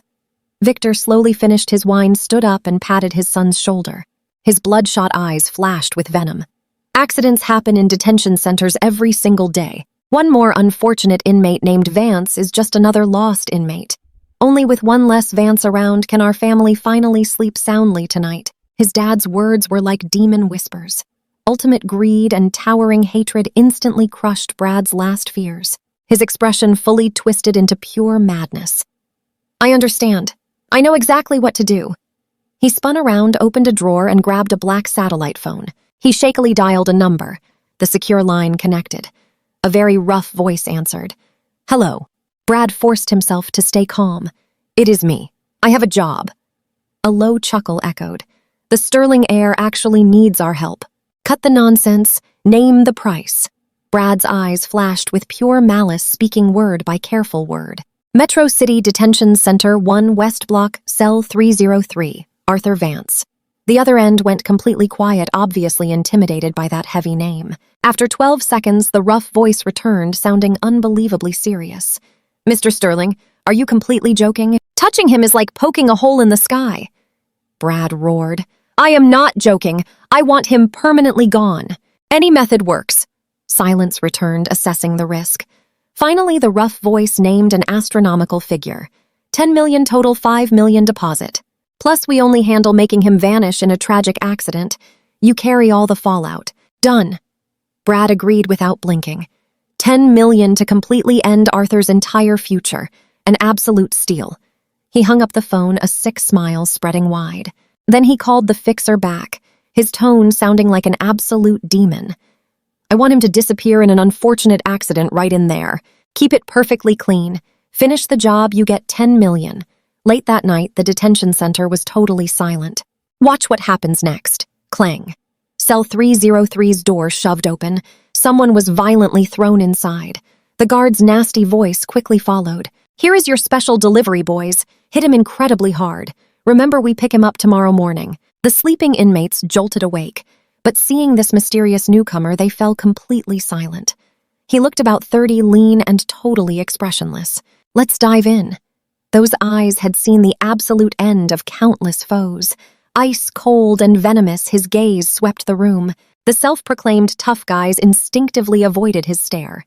Their beastly survival instinct screamed warning, this guy is just unbelievably dangerous. But the newcomer's gaze completely ignored them, landing precisely on the figure seemingly fast asleep on the top bunk. His pupils contracted slightly.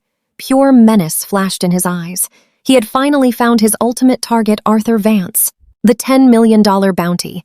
A professional hitman with 3 takedowns on his record. Codename Viper. But Viper did not strike immediately.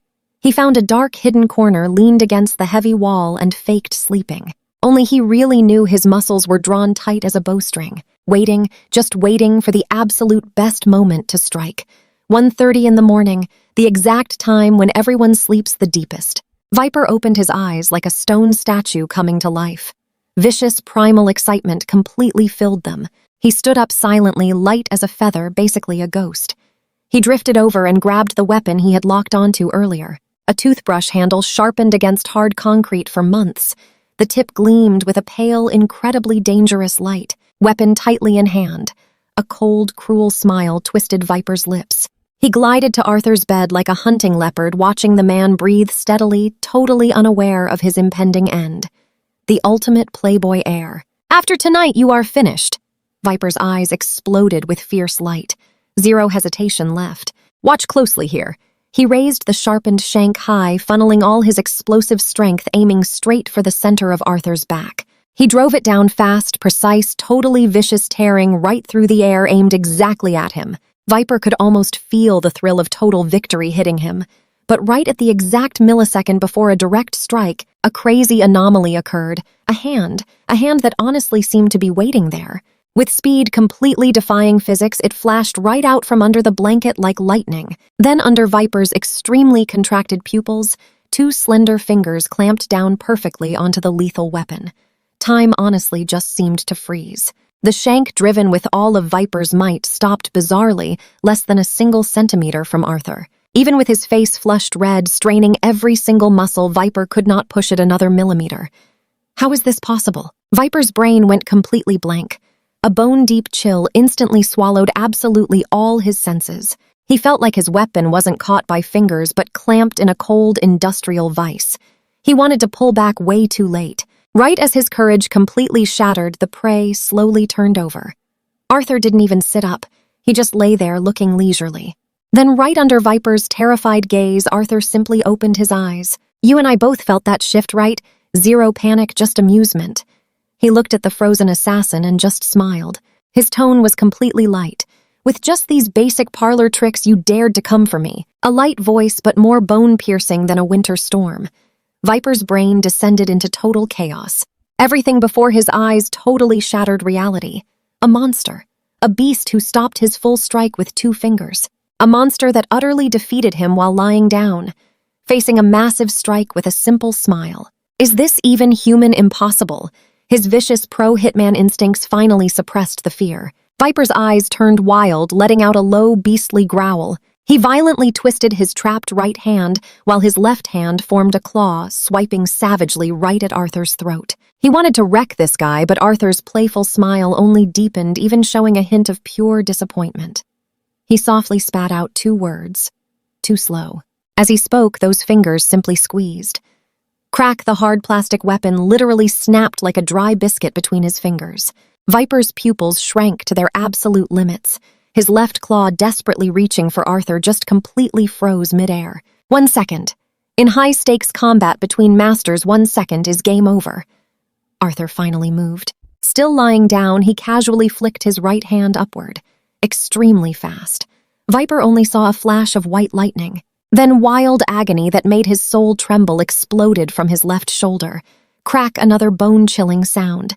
Viper's left arm went totally limp, dangling at a completely wrong, sickening angle. His entire shoulder joint had been casually but absolutely brutally dislocated by Arthur's flick. A groan of agony squeezed from Viper. Pain that would make a normal person totally pass out. But this was just the beginning. Right as Viper lost balance from the pain, Arthur's hand shot out like a total phantom, grabbing his head, smashing it downward. Thud. Let that sink in. Viper's head violently smashed against the iron bed rail. A totally sickening thud. Let us dive into this wild showdown. Viper's vision fades, the room spins, and he totally gives up. Arthur releases him. Viper crumbles to the floor like total mush. The cell goes completely quiet. Every single inmate stares at this cheerful young guy sitting up like he is an absolute monster. Their bodies shake like crazy. Nobody even dares to make a sound, absolutely terrified of waking up this super overpowered legend. Arthur casually hops out of bed onto the chilly concrete. He strolls over to Viper, checking him out like a funny little science project. Arthur suddenly shakes his head, clicking his tongue in a super dramatic, disappointed kind of way. Way too sloppy. He squats down, smiling at the terrified guy, calmly speaking like a teacher grading homework. Your breathing is way too messy. You literally cannot hide your fierce battle intent. Your stance is completely wobbly. That supposed ultimate strike looks like a tiny toddler just playing around full of mistakes. Every single word hits Viper like a massive joke, totally erasing the last bit of pride he had as an elite expert. Who in the world are you, Viper? Points a shaky finger right at Arthur, his voice completely terrified. Arthur totally ignores the panic. He casually reaches out and lightly taps Viper, who is now completely soaked in nervous sweat, twice. Watch this closely, once on the right knee, then the spine. Two massive weak points when applying your full strength. Arthur stays totally chill. If someone hits these two exact spots right when you attack, a wild, brilliant light flashes in his eyes. His hand suddenly pushes down. Snap, snap, two insanely loud crunches, way crazier than before, ring out at once. Viper's knee and spine get instantly locked down by Arthur's completely mysterious, wild internal energy. This time Viper cannot hold it in. He lets out this dramatic, echoing shout that would give anyone serious chills for years. He feels pain worse than anything. He is completely taken down now. And the cheerful guy who did this, not even a single flinch. Total despair hits Viper hard, completely breaking his spirit. He rolls on the floor, totally helpless face covered in messy tears. The tough guy act is gone, replaced by purely dramatic, desperate begging. "Monster, you are a monster, just finish me." Arthur slowly stands right up. He raises his foot lightly, stepping on Viper's face, which has completely lost all its cool dignity. Looking down at the guy beneath him, Arthur speaks super softly, sounding wonderfully heroic yet totally commanding. "Tell me who sent you. I will let you walk away." Arthur's voice feels like absolute magic. Those exact words instantly spark Viper's desperate hope to survive. He can survive. Immediately he tosses all his professional rules out the window, yelling loudly, Brad, Sterling from Sterling Heir. He paid $10 million to fake an accident and take you out right here. Please let me go. You and I probably saw that coming, right?" He spills everything, but Arthur looks totally unsurprised, like he already knew the entire game. He slowly moves his foot. Viper feels totally saved, crawling right to his feet and grabbing his leg. Thinking he finally proved his worth, the dramatic guy eagerly yells out, "I am willing to get out and testify against Brad. I will be your witness and lock him up." But Arthur just laughs, absolutely full of playful sarcasm. "Testify against him." Arthur stares down at Viper, grinning like he sees a complete fool. "You think I need your testimony? You think handling a joke like him means I need to play with boring toys like the law?" That wild sentence completely freezes Viper's brain. If he does not need me, what value do I even have?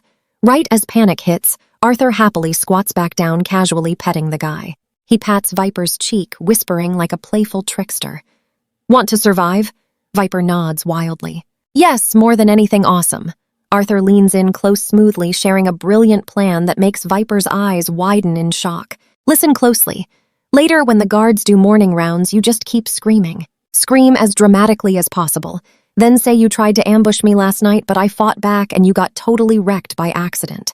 What Viper is completely stunned. Would that not just help Brad hide his tracks? He totally does not get it, but Arthur gives zero time for thinking. His strong fingers suddenly squeeze right on those sensitive joints. Wild pain wipes out all his thoughts. "I only say things once." The cool voice echoes brightly. "When you leave, tell Brad the ambush failed because I was ready and my power is completely beyond his imagination." Got it. Pushed to his limit, Viper only nods frantically. He absolutely dares not misunderstand this. He knows one wrong word means his head goes pop like a balloon. "Excellent job," Arthur lets go, looking incredibly satisfied. Arthur looks down at the defeated guy. Why do all this super simple? Just sending Brad to prison is not the actual goal here. That is way too easy. He wants pure fear. He wants Brad living every single day stressing over this totally failed, messy ambush. Trust me, you and I will love this payback. Viper becomes a hidden threat over Brad, ready to strike any time. First, break his mind. Let's dive into this. We are about to watch him completely erase the Sterling family in epic fashion. That is his true style. Morning soon arrives.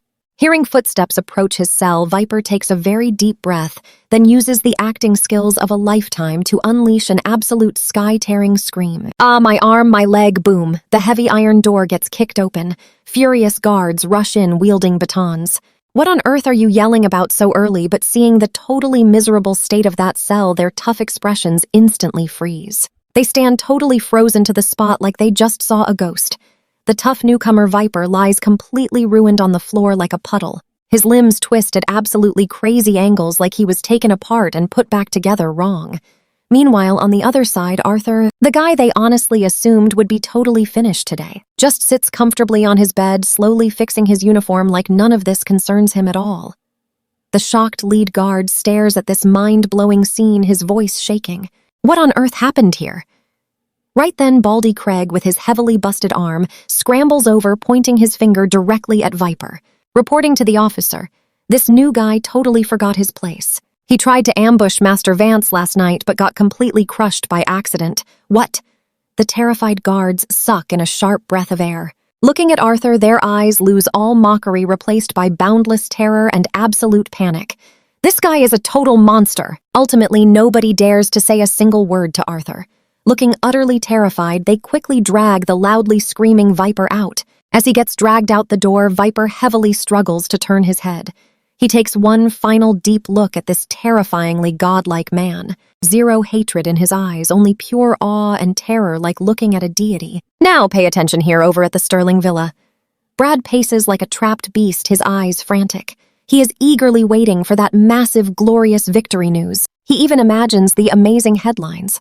Arthur Vance gone from sudden accident, dreaming about completely taking over. A wildly maniacal smile appears on his face.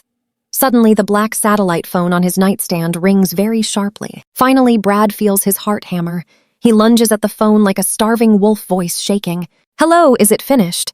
But the caller is not excited at all. It is the broker, totally panicking. "Mr. Hisan," Sterling's things suddenly changed. Things went wrong. Brad instantly freezes. A horrible feeling completely swallows his excitement. Changed. What exactly went wrong? The mission completely failed. The broker almost sobs over the phone. Our guy massively messed up. He did not finish Arthur, he got totally ruined by him instead. What? Those terrible words strike Brad like lightning. He stands completely frozen, mind totally blank. Failed. How could he fail? Viper is a highly famous professional mercenary going after a completely useless playboy. How did he fail? Trash. You are all absolute trash. His brief shock quickly becomes sky-high rage. Roaring like a mad lion, Brad grabs a crystal ashtray and violently smashes it into the wall. It shatters. "I paid $10 million to erase that trash, and you dare tell me you failed." The broker shakily explains, "Mr. Sterling, please calm down. It is really not our fault. Viper himself said it. Arthur is definitely no playboy." Viper confirmed it. He is an absolute monster, a hidden, totally peerless master. A master? Brad almost laughs out loud from pure boiling anger. Is this a fantasy novel? Arthur is a master? If he is a master, then I am the Jade Emperor. But no matter his disbelief, a failure remains a failure. You and I saw this coming, right? His plan crashed.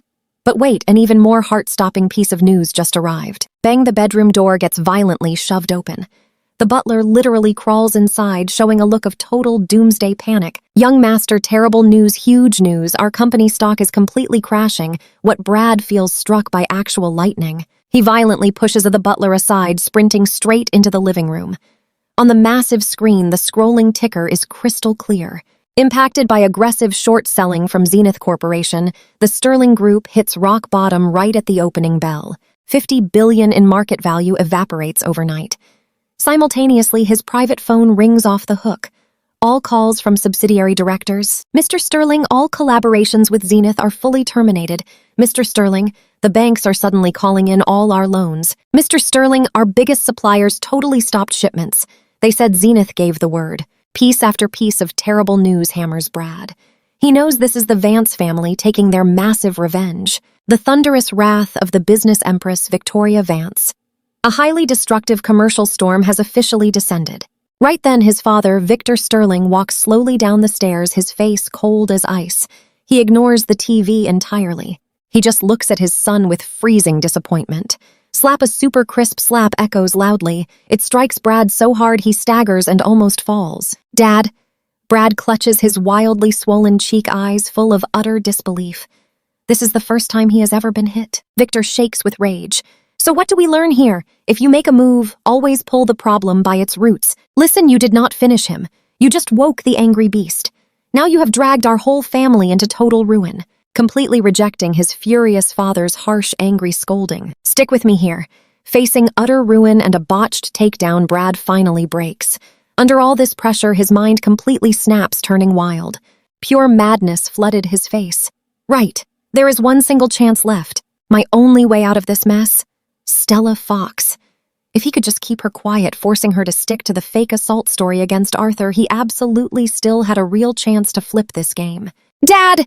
Brad suddenly yelled, snapping his head up and glaring at his own father like a trapped, desperate, furious beast. In an instant, he snatched his car keys and bolted straight out the door, screaming wildly as he ran. "I cannot just wait. I need to find Stella right now. I will personally make sure she stays completely quiet." Over at the Metro City precinct, security was airtight. Dozens of eager media crews completely turned the area into war. Barely 30 minutes ago, the legendary legal genius Harvey Strong suddenly announced an emergency press conference about Arthur Vance's case. Now pay close attention here. Over 24 hours had already passed since the incident. Both the Vance family and the police had been totally quiet. This strange silence definitely made the media suspect something. But now Arthur's main lawyer was boldly stepping up to talk. This was a huge signal. A major counterattack was finally about to start. While the reporters waited anxiously, a loud shout suddenly erupted from the massive crowd. "He is here!" Lawyer Strong arrived. Instantly, every single camera turned one way. 3 black Mercedes S-Class sedans with immense presence slowly stopped right at the precinct. Doors opened wide. Harvey Strong, wearing a crisp suit, stepped out confidently, completely surrounded by his elite team. His sharp gaze behind those gold glasses was totally suffocating. Camera shutters fired. Blinding flashes surrounded him. "Lawyer Strong, is Arthur Vance actually innocent? Did the family force you?" Countless aggressive, trap-filled questions crashed like a wave. But Harvey simply kept his signature smile. He calmly pressed his hands down. It was a simple move, yet packed with undeniable authority. It instantly silenced the chaotic, completely out-of-control crowd. Every single reporter immediately went quiet. He cleared his throat and confidently approached the mic. His booming voice broadcasted live across the entire internet. "Media friends, good morning. I am Harvey Strong, representing Arthur Vance today. I know you all have many questions." A sharp, intense glint flashed in his eyes. "But before answering your doubts, I would love to invite everyone to watch something interesting." Right then, an assistant plugged a drive into the projector. Instantly, a massive, crystal-clear video was displayed directly onto the solemn white wall of the busy precinct. The screen showed that highly familiar hotel hallway from the case. The timestamp clearly proved it was 10 full minutes before the cops arrived on that exact night. You saw that coming, right? But watch their faces when they finally realized what was playing. Their expressions totally froze, replaced by absolute shock. Right there on the screen, a group of their own media colleagues with huge cameras were secretly sneaking through the back entrance, completely hidden by the hotel security guards. They did not knock or speak. Moving like trained hunters, they quietly hid at the hallway end, clearly waiting for a signal. The final clip made the entire crowd erupt in chaos. As the police rushed out of the elevator, the leading officer exchanged a very obvious knowing look with the head reporter. The whole place went wild. Every single reporter stood completely frozen, totally speechless. What did this crazy video actually mean? It meant before the cops were called, before the fake assault ever occurred, the media was already waiting. This was not news. This was a perfectly rehearsed, massive setup. Instantly, the massive wave of public opinion totally flipped around. Everyone's attention shifted to something far more sinister. This was never a basic crime. This was a massive conspiracy targeting Arthur Vance, an absolute frame-up. Harvey proudly watched the chaos, a calculated smile spreading on his face. This was literally just the appetizer. He still possessed the most devastating evidence Arthur had given him, so he threw fuel on the fire. Right on cue, an undercover reporter raised his microphone. Sounding completely shocked, he suddenly shouted a massive question that would absolutely shatter the entire Metro City Police Department. "Lawyer Strong, are you actually implying?" That single question absolutely blew the roof off. Meanwhile, up in the deputy chief's office on the 5th floor, a huge crash. A completely priceless teacup was violently thrown at a live monitor by a shaking hand. Hot tea dripped down the broken screen. Deputy Chief Lewis Miller looked absolutely furious, glaring at the calm Harvey Strong on his screen. His entire face had turned totally purple. Heavy panting escaped him. "Trust me, you are going to want more. Stick with me here. You and I are about to watch the Vance family launch the wildest, most ruthless counterattack in history." They completely shattered every single rule. They flipped the board entirely, dragging the entire police force down too. Watching reporters go totally crazy on screen and reading a massive wave of angry comments, Louis felt the room spin. A freezing chill shot straight down his spine. He realized he just kicked a massive hornet's nest. Ring, ring, ring. Right at the peak of his panic, the secure red phone on his desk went off. The sound was sharp as a final warning. Louis jumped out of his skin. He stared at that flashing red light like it was a literal doom summons. He knew exactly who was calling and what kind of nightmare awaited him. Hands shaking, he hesitated for 12 seconds before finally picking up in total defeat. "Hello, Secretary Lee." His voice was totally servile. But instead of a comforting reply, a thunderous roar blasted through the speaker. Louis Miller. The guy on the phone was absolutely furious, screaming loud enough to shake the room. "Are you completely out of your mind? Look at the absolute mess you made. The entire world is laughing at the Metro Police. Cops working with the media convicting a guy before any trial. Louis, are you tired of sitting in that deputy chief chair? Secretary Lee, please listen to me." Louis was absolutely terrified, stammering out his defense. "I do not want to hear a single word of your nonsense. You have exactly 24 hours.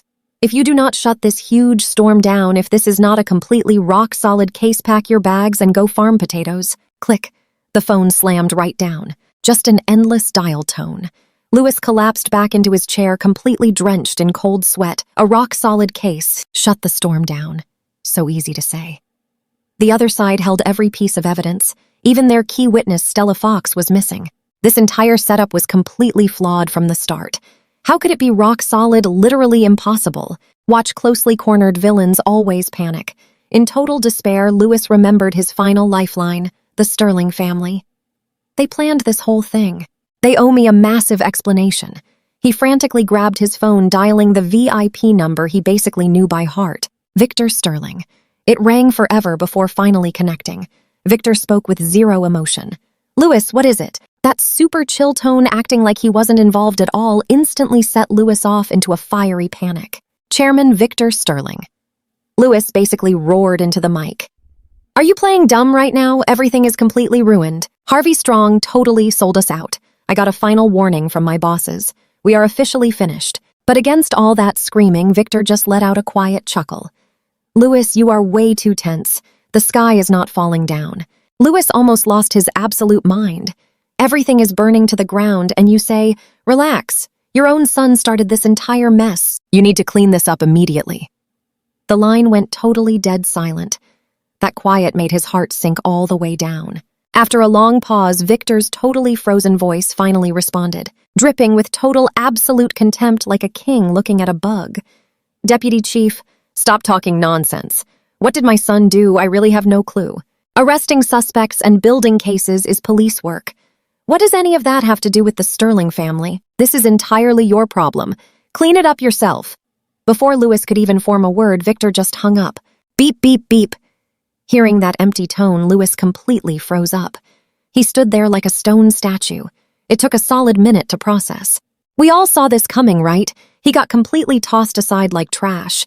Pure rage from being betrayed and the sheer terror of losing everything completely shattered his logic. The pure madness of a cornered gambler took over him. An abandoned pawn. "You really think you can make me take the fall all by myself? Not a chance. Don't blame me for getting ruthless now." He smashed his fist right onto the desk, his red eyes burning with absolute desperation. He had to survive. His only option left was to force the main target, Arthur Vance, to confess right away using brutal methods before that lawyer dropped more evidence. With a confession, the case was locked. Even if that lawyer was a literal god, he would be completely powerless.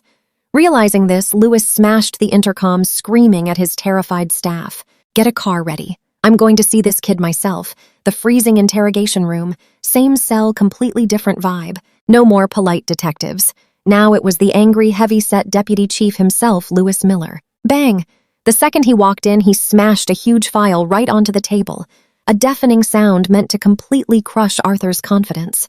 He aggressively sat down, his angry eyes glaring hard. Arthur Vance. He hissed the name through clenched teeth, voice sharp as a blade. But against this textbook bully tactic, Arthur did not even blink once. "Honestly, you have gotta love this guy." He smiled warmly at Louis, like greeting an old buddy instead of a major enemy. "Deputy Chief Miller." Arthur actually greeted him first. "Why so furious? Did you not get enough sleep last night? Stick with me here. You are about to watch Louis completely lose his mind." That light-hearted, mocking tone totally crushed his momentum. Stop smiling at me, he exploded, slamming the table hard. Let me tell you right now, getting lawyers and holding press conferences will not magically save you today. I am putting it out there. Witnesses, evidence, everything is complete. Your massive charges are set in stone. Nobody can overturn this. He spoke with absolute certainty, but that tiny tremor in his voice totally gave away his hidden panic. Who knew Arthur would keep smiling? He watched the angry guy jumping around like a movie where the ending was already written. Shifting comfortably in his seat, Arthur just raised one eyebrow. Is that right? Then what exactly is Deputy Chief Miller doing here personally? Did you show up specifically to bring me good news? His totally arrogant attitude made Louis want to scream out loud. He knew reasoning with this guy was completely useless. He needed a much harsher method to trap him. Instantly, a totally sinister smile crossed Louis's face. Leaning forward, his snake-like eyes locked right onto Arthur, his voice dropping low. Arthur, I underestimated your entire family. But remember, not everyone in your family has untouchable power. He finally bared his absolute worst threat today. From what I hear, your uncle is in the Southern Command, right? And the other is out west, right? And your cousin is rising fast in politics. They are all system guys. He paused, making his threat clear. Now pay close attention here. How would a massive scandal affect their shining futures? Public opinion destroys reputations without a trace, young Master Vance. You certainly wouldn't want to wreck the hard work of 2 entire generations just for your own sake, right? This was his absolute final trump card. He refused to believe this rich playboy would ignore his own family's future, but he was totally disappointed again. Hearing this carefully crafted warning, the bright smile on Arthur's face did not change once. His deep eyes stayed as calm as water, even showing some pure amusement, like watching a tiny bug that did not realize it was already trapped. Is that tiny bug finally done talking? Arthur spoke abruptly. Louis froze. What I said are your final dramatic words completely finished. Arthur's confident smile remained. But for some weird reason, seeing that confident smile, an absolute bone-piercing chill shot straight through Louis's heart, making all his hair stand straight up. Who the heck are you trying to scare? Louis yelled out, acting strong outside but totally terrified inside. Scare you? Arthur shook his head slowly, sitting straight up. The next second, a sharp intensity flashed in his calm eyes. A terrifying, invisible aura completely erupted, instantly blanketing the entire quiet interrogation room. Louis felt like a legendary beast was staring him down. That soul pressure made it really hard to breathe. You felt that shift, right? His courage shattered as Arthur's heavy voice slowly echoed out. He didn't argue. He didn't even threaten back. He simply stated a string of numbers. Numbers that made Louis's veins freeze. Union Bank of Switzerland. Anonymous account ending in 7788. Holder Louis Chen, forged passport. Arthur's lips curled into an incredibly wicked smirk. Just 3 days ago, this account received an anonymous transfer of $5 million. The source, a shell company in the Cayman Islands, and the absolute majority shareholder behind that company. Arthur paused, staring at the terrified man whose face was completely pale now. Trembling violently, he dropped the name that pushed Louis straight into the abyss, word by word. Chairman Victor Sterling. These crazy words struck Louis like divine lightning, completely shattering all his remaining luck and fake prestige. All color vanished from his pale face. He stood totally rooted like a statue, his eyes wide with pure horror and disbelief. How did he know this was his deepest secret? Not even his wife knew. Who the heck was he? How did he know this so clearly?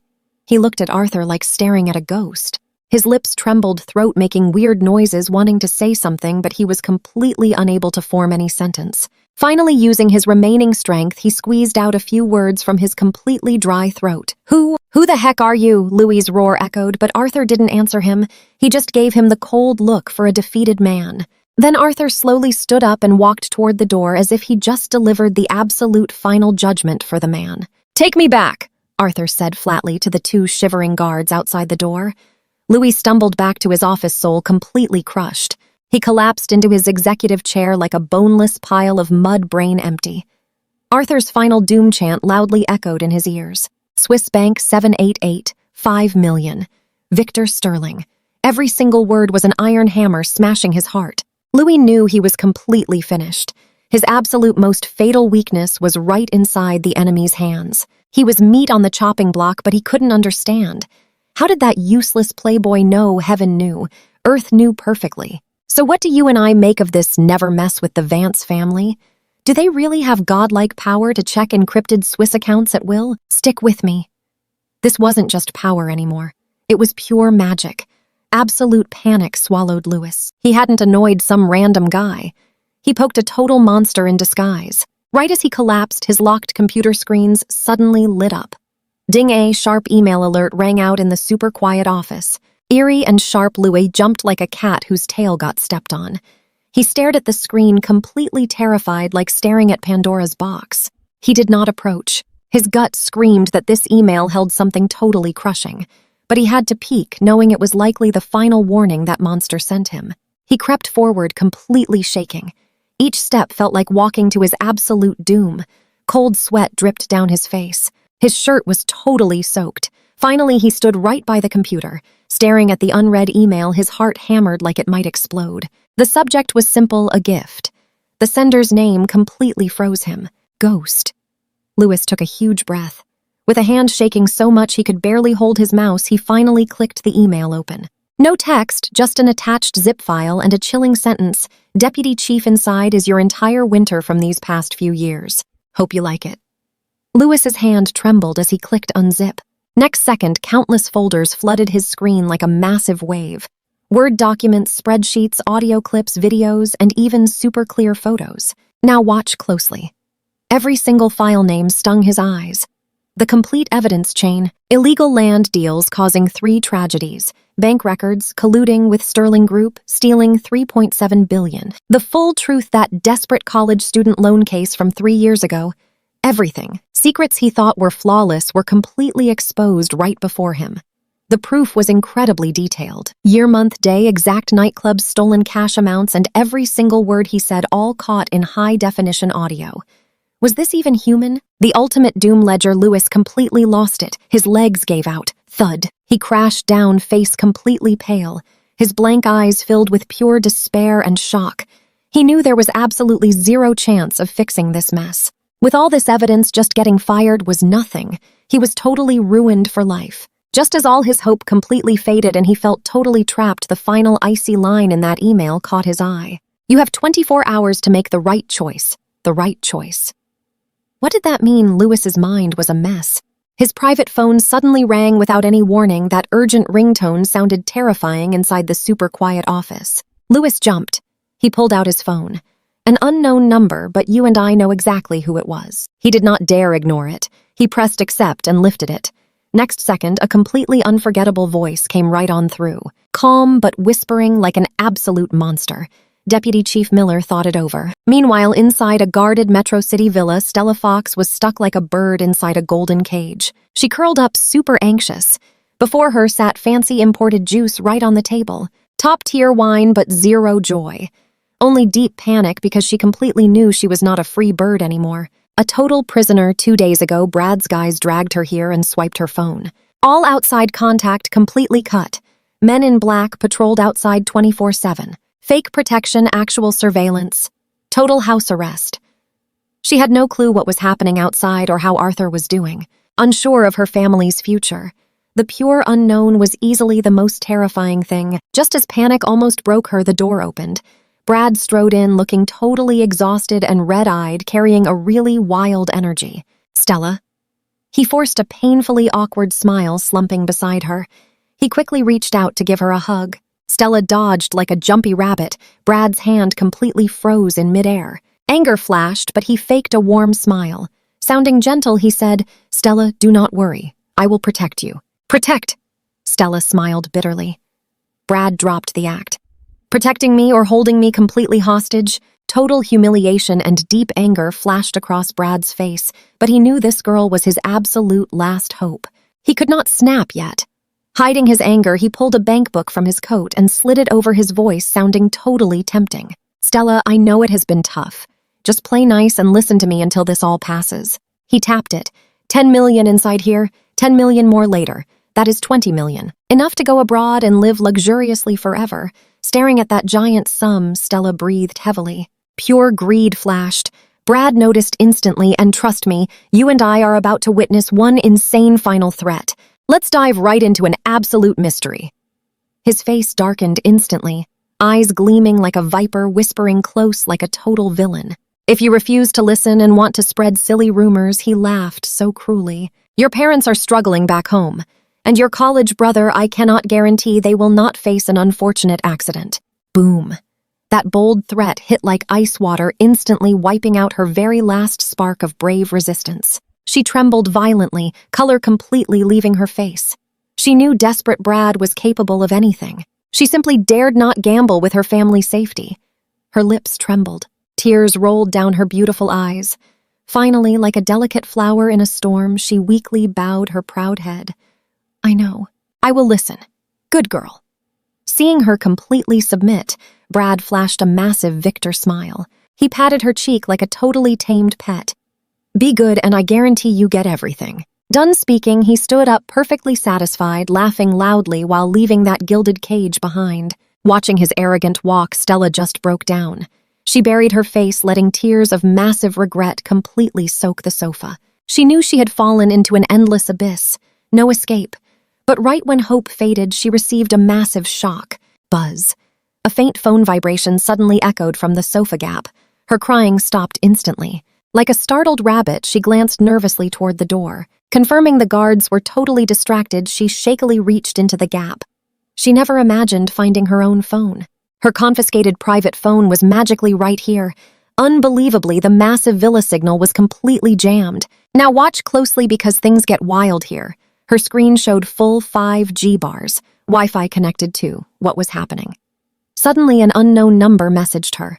As if completely possessed, she tapped it open with a trembling finger. Just one video. Her heart hammered wildly. A massive bad premonition covered her. The very next second, her eyes widened completely. The big incident night. It was her Stella Fox gracefully taking the room key from the waiter, walking to the door and opening it herself. This was the complete raw security footage, and at the very end, a cold, harsh warning sentence was attached below. Brad can give you 10 million. I offer a way out. Choose. Those icy words stabbed her.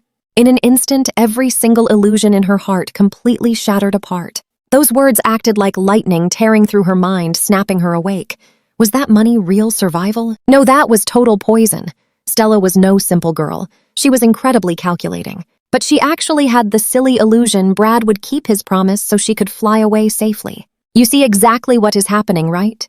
Seeing this raw video and that mysterious message completely woke her up. A massive chill shot up her spine. She suddenly remembered his totally vicious expression, his brutal, lingering threat. She understood everything now. To arrogant Brad, she was just a disposable tool, a living witness knowing way too many secrets. She was a huge liability. With his cruelty, he would never leave loose ends. He would ruin her entire family, erasing all the evidence completely. No witnesses left behind. Thinking of this, Stella turned totally pale. She wanted a bright future. She was young. She absolutely refused to lose.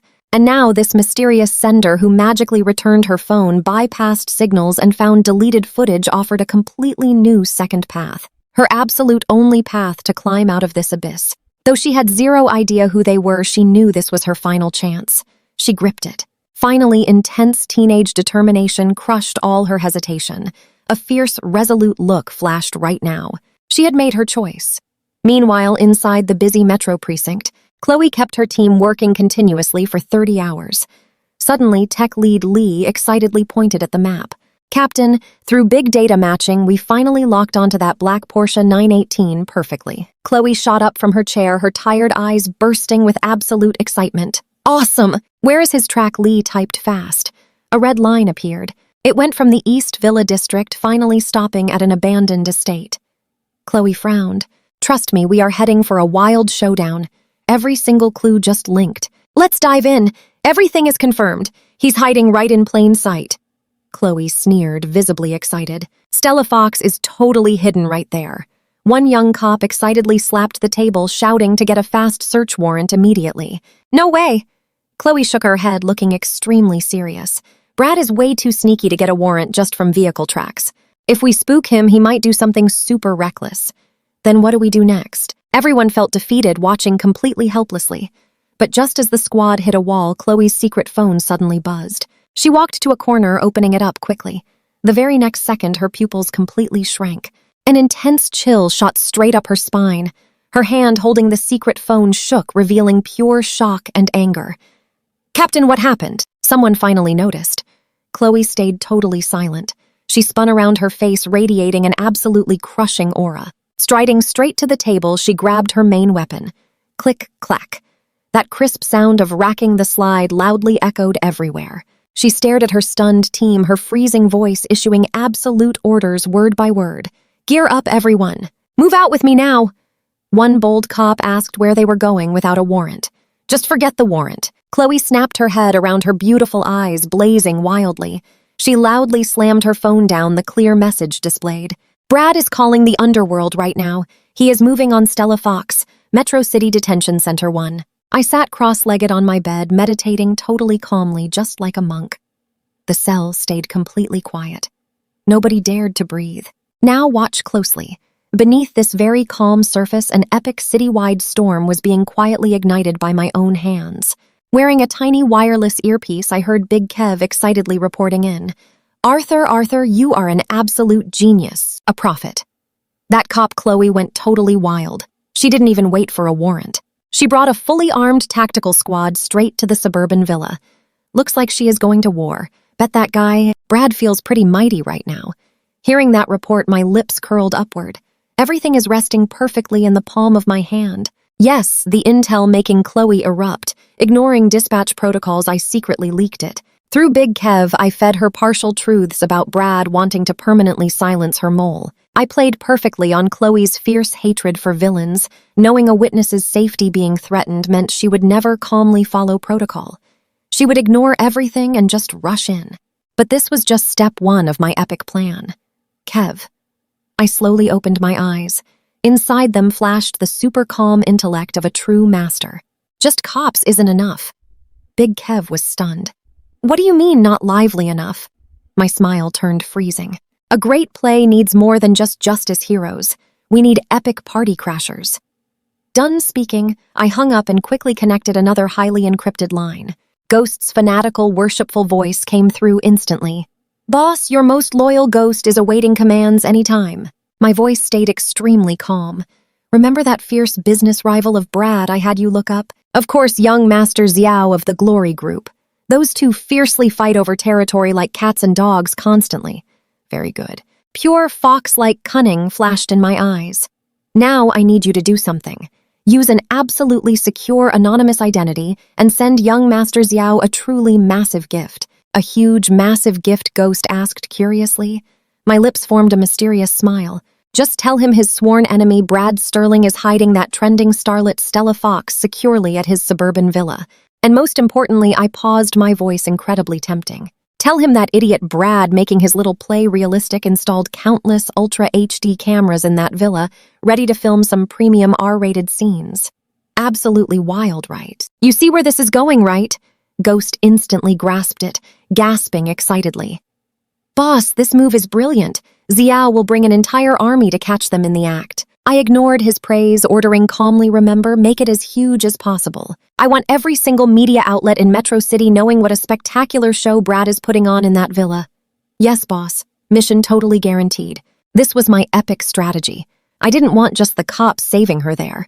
I totally wanted Brad's biggest enemy to bring a massive media horde to catch him in the act. I needed these two intense groups clashing dramatically at the exact same time and same place, then completely stirring up this unbelievable setup I secretly orchestrated. I wanted Brad facing total ruin on a live national broadcast. Setup complete. You and I just witnessed a masterclass. I removed the earpiece, stretching like it was nothing. Stepping off the bed, I walked to Baldy Craig, who now treated me exactly like a god.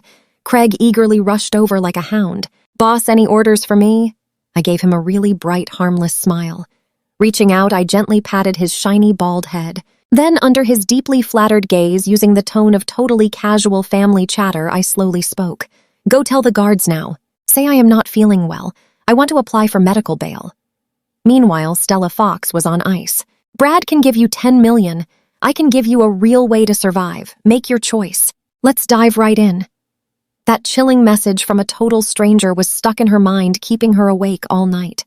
Two sides were completely battling it out inside her head. One voice screamed to run.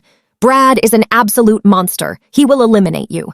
Trust the mysterious person to escape. The other voice trembled with total fear. You cannot run. What about your family? Brad is a complete lunatic. He will go after your parents and your brother to ruin everything. Fear, regret, pure survival instinct, and deep family anxiety. Countless tangled emotions struck at her like freezing snakes. She felt like she was losing her mind. Time slowly ticked by. The night outside grew darker like an endless black net made of pure despair, completely covering her and the villa. Just as she was about to lose it from this endless mental torture click, a tiny sound of a lock turning suddenly came from the massive glass door leading to the backyard downstairs. Stella completely jumped in shock. Her heart leaped right into her throat. Who could it be this late? Is Brad back? No. Whenever Brad showed up, he brought his whole crew, wanting everyone to know. He would never, ever sneak in silently. If not him, then who? A terrifying thought completely froze her tracks. Assassins. The assassins Brad sent to silence me. Impossible. She covered her mouth, her body violently shaking from absolute extreme terror. Tears poured right down her face. She was wrong. She was so completely wrong. She assumed Brad would at least wait until the dust settled. She never expected him to be so brutally impatient, not even waiting one single day, striking right as she fell into total despair. Bang! A deafening gunshot suddenly erupted right outside the villa, totally shattering the heavy silence of the quiet suburban night. Then bang, bang, intense gunfire snapping like firecrackers quickly mixed with the angry, totally panicked shouts of frantic men. A massive firefight suddenly erupted outside the quiet villa. Freeze police hearing this loud command, Stella just totally froze. She quickly scrambled to the second-floor window, very carefully pulling back the heavy curtain to look. Now watch closely. She witnessed an unforgettable scene straight out of a blockbuster movie. Outside the villa, dozens of police cruisers with brightly flashing lights had suddenly arrived from nowhere. Hundreds of fully armed tactical officers with heavy riot shields and weapons had completely surrounded the place like an iron fortress. Right inside their perimeter, several mystery assassins in black who had sneaked into the backyard were locked in a fierce fight with police. But what was truly unbelievable, just outside the police line were dozens of news vans showing logos of major media outlets. Countless reporters carrying big cameras hid behind police cars, super hyped up like they drank pure adrenaline, live streaming everything. What is happening? Police, secret assassins, eager reporters. 3 completely unrelated groups. How did they all dramatically meet at this exact same time and place? Stella's mind was pure, absolute chaos. But even if she did not understand it, her sharp sixth sense was screaming. This is your chance. The only true chance to escape this terrible, endless nightmare. Smash. A stray bullet flew from nowhere, hitting the window beside her. The tough, bulletproof glass instantly spiderwebbed. Stella loudly screamed, quickly scrambling to hide under her bed. Pure doomsday chaos, loud gunfire, shouting police sirens, and excited reporter roars. It genuinely felt like the villa's entire roof would just flip off. Amidst this total apocalyptic chaos, Stella's blank mind suddenly remembered that mysterious text message, that chilling final warning sentence. I can give you a way to survive. We both feel her shift here. I want to survive. An incredibly fierce desire to live absolutely crushed all her fear. She had zero doubts left. She bravely crawled out from under the bed, quickly grabbing the lifesaver phone she threw on the floor. Trembling, she unlocked it and dialed the number she knew by heart, never thinking she would actually call. 911. It connected instantly. The calm voice of a female dispatcher came through. 911. What is your emergency? Hearing that clear voice representing justice and real hope, Stella's extremely tight nerves finally completely snapped. She could not hold it back anymore. Using her absolute last bit of strength, she let out a totally heart-wrenching wail full of endless regret and pure terror into the phone. Help, I am Stella Fox. I want to turn myself in today. Brad Sterling totally manipulated me into framing Arthur Vance. That truly heart-wrenching wail full of deep regret and terror traveled through the phone and straight through the live streams of countless media outlets on the scene. In an instant, it completely detonated like a massive giant bomb across the Empire's entire internet, instantly sparking an unprecedented digital tsunami. It just completely exploded. If the ambush video Harvey Strong released earlier only made the public doubt the case's fairness, now the key witness herself, the supposed actual victim, personally confessing to the public, was like a legendary divine hammer absolutely crushing anyone still holding on to fake illusions, smashing all wild guesses, luck and crazy conspiracy theories to pure dust. You and I just witnessed an epic reversal. The Empire's entire internet fell into absolute unprecedented madness. Weibo's top 10 trending spots, no top 20, were entirely dominated by shocking keywords related to the Wild case. Stella Fox finally confesses. Stick with me because Brad Sterling's dirty hitman setup just spectacularly backfired. Every trending tag flashed bright crimson enough to make any pop idol absolutely green with envy. Millions of netizens instantly flooded out from every single corner of the internet. They shared and typed frantically, unleashing their absolute fury at being played. Complete madness. Wow, I knew something felt totally off. Think about it. The Vance heir can date literally anyone he wants. Why would he ever attack some third-rate celebrity? So corrupt.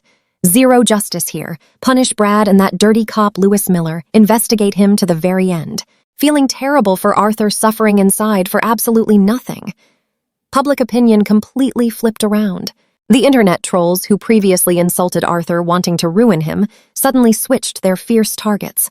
Massive fury enough to crush someone entirely pointed straight at the Sterling family and their shady protector Lewis Miller. And then the ultimate game changer finally dropped.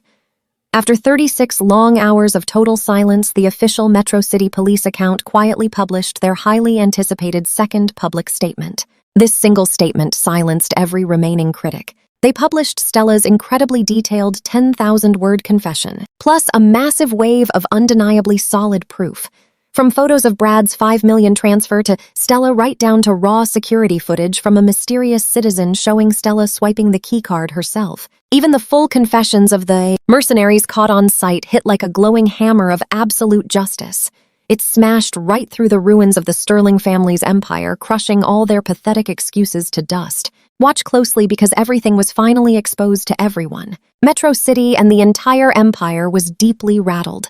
Countless phone calls instantly flooded the city government and precinct. Furious citizens quickly gathered outside the station, raising big banners demanding heavy punishment for the culprits and justice for Arthur. Public opinion became an immovable mountain. The people's anger burned incredibly hot. This insane pressure enough to make any politician's sweat heavily pressed down completely on the Metro City police force. Finally, the enormous pressure cracked. Pushed by that tsunami of public rage, the top leader of Metro City Secretary Lee personally made a furious, thundering call straight to the head of the police department, Chief Wang. During that call, Secretary Lee spoke exactly one sentence. A single sentence that made Chief Wang fall completely out of his seat. Old Wang. I do not care what method you use. Within exactly 30 minutes, I want to see the young Vance master walk out those front doors of your precinct completely unharmed. If you fail, you and that fool Lewis Miller can pack your bags and get out of here. I know what you are thinking the chief is done. He sat there absolutely stunned before finally jumping up like a totally enraged lion. He grabbed the desk intercom, his massive fury practically shattering the plastic receiver. Alert every single unit. Major crimes, special tactics. Everyone get yourselves down to the main detention center right this second. Escort Mr. Arthur Vance outside with the highest respect. He paused, suddenly remembering something else, and added a totally humiliating but necessary order. An order that cost the force their pride. Also, prepare an official apology. I will personally and publicly apologize to Mr. Arthur Vance. Metro City Detention Center 1. Those heavy, freezing iron doors completely surrounded by flashing camera lenses let out a harsh, grinding creak. They slowly swung open like an old curtain dropping and a brand new era belonging to a true king finally rising. Time seemed to freeze. In this moment, hundreds of reporters instinctively held their breath. Fingers pressed tightly against camera shutter buttons, they stared unblinking at that widening gap, absolutely terrified of missing a historic moment for the Empire's biggest news. Finally, under the anxious gaze of thousands, a lone figure slowly stepped out from behind those gloomy, heavy iron doors. He was absolutely not wearing that faded gray prison uniform. He had changed into a perfectly tailored black suit and a crisp white shirt without a single wrinkle. The top 2 buttons casually undone, showing off his strong bronzed chest and a handsome face that would make any trending idol look completely average. No wild joy of newfound freedom, no obvious anger or bitterness about being wrongly framed for dozens of hours. just a deep calmness in his bones as quiet as an endless, waveless abyss. He just walked out quietly into that blinding sunlight of hope, stepping right into a vast sea of flashes ready to swallow him whole. Click, click, click. After 3 seconds of silence, the scene exploded, more frantic snapping than ever before, desperately trying to freeze both time and space. Arthur Vance is finally out, the man who shook up the entire city in less than 2 short days. This famous playboy, the absolute center of the storm, cursed and pitied by countless people, finally returned with the posture of a reigning king. Mr. Vance, what are your actual thoughts on this wrongful arrest? Mr. Vance, regarding the Sterlings framing you, how should they be severely punished? What is your next move? Well, you and I must wait and see. Let's dive into this wild ride. Reporters swarmed him instantly, throwing tons of tricky, trap-filled questions. If the old Arthur faced this massive crowd, he'd definitely panic or arrogantly call his bodyguards to clear his path. But the new Arthur just stood there quietly. He didn't even blink an eye. He slowly raised his hand and pressed down a perfectly simple gesture carrying an absolutely irresistible magical weight. The chaotic scene instantly went totally silent. Reporters instinctively shut their mouths, staring right at this completely reborn, super-confident young man. He looked like a whole new person, the returned king's first declaration. Arthur's calm gaze swept across every face. Those deep, starry eyes showed absolutely zero emotion. Finally, he spoke. His slow, quiet voice echoed through the mics, broadcasting perfectly clear across the entire Empire's screens. I trust the Empire's laws will give me a fair verdict. After that, he didn't drop a single word. Under everyone's totally shocked, disbelieving stares, he casually walked right through the massive crowd. Reporters naturally cleared a path, welcoming a monarch inspecting his territory. Arthur was just different, a massive upgrade from the old rumored playboy. Literally 2 completely different people. That elegant, fearless vibe, his powerful aura commanded everything. Even sneaky business veterans with decades of experience couldn't match this 22-year-old's insane energy. Now pay attention, because right in the middle of this shock, a wild, beastly roar of engines suddenly echoed from afar. Everyone turned to look. Boom. Their eyes widened. Down the street rolled an insane convoy, 10 Rolls-Royce Phantoms and 10 massive Mercedes SUVs. So incredibly luxurious, it's crazy. This fleet rolled up to the center with absolute, undeniable dominance. The lead car's license plate was absolutely mind-blowing. All 8s.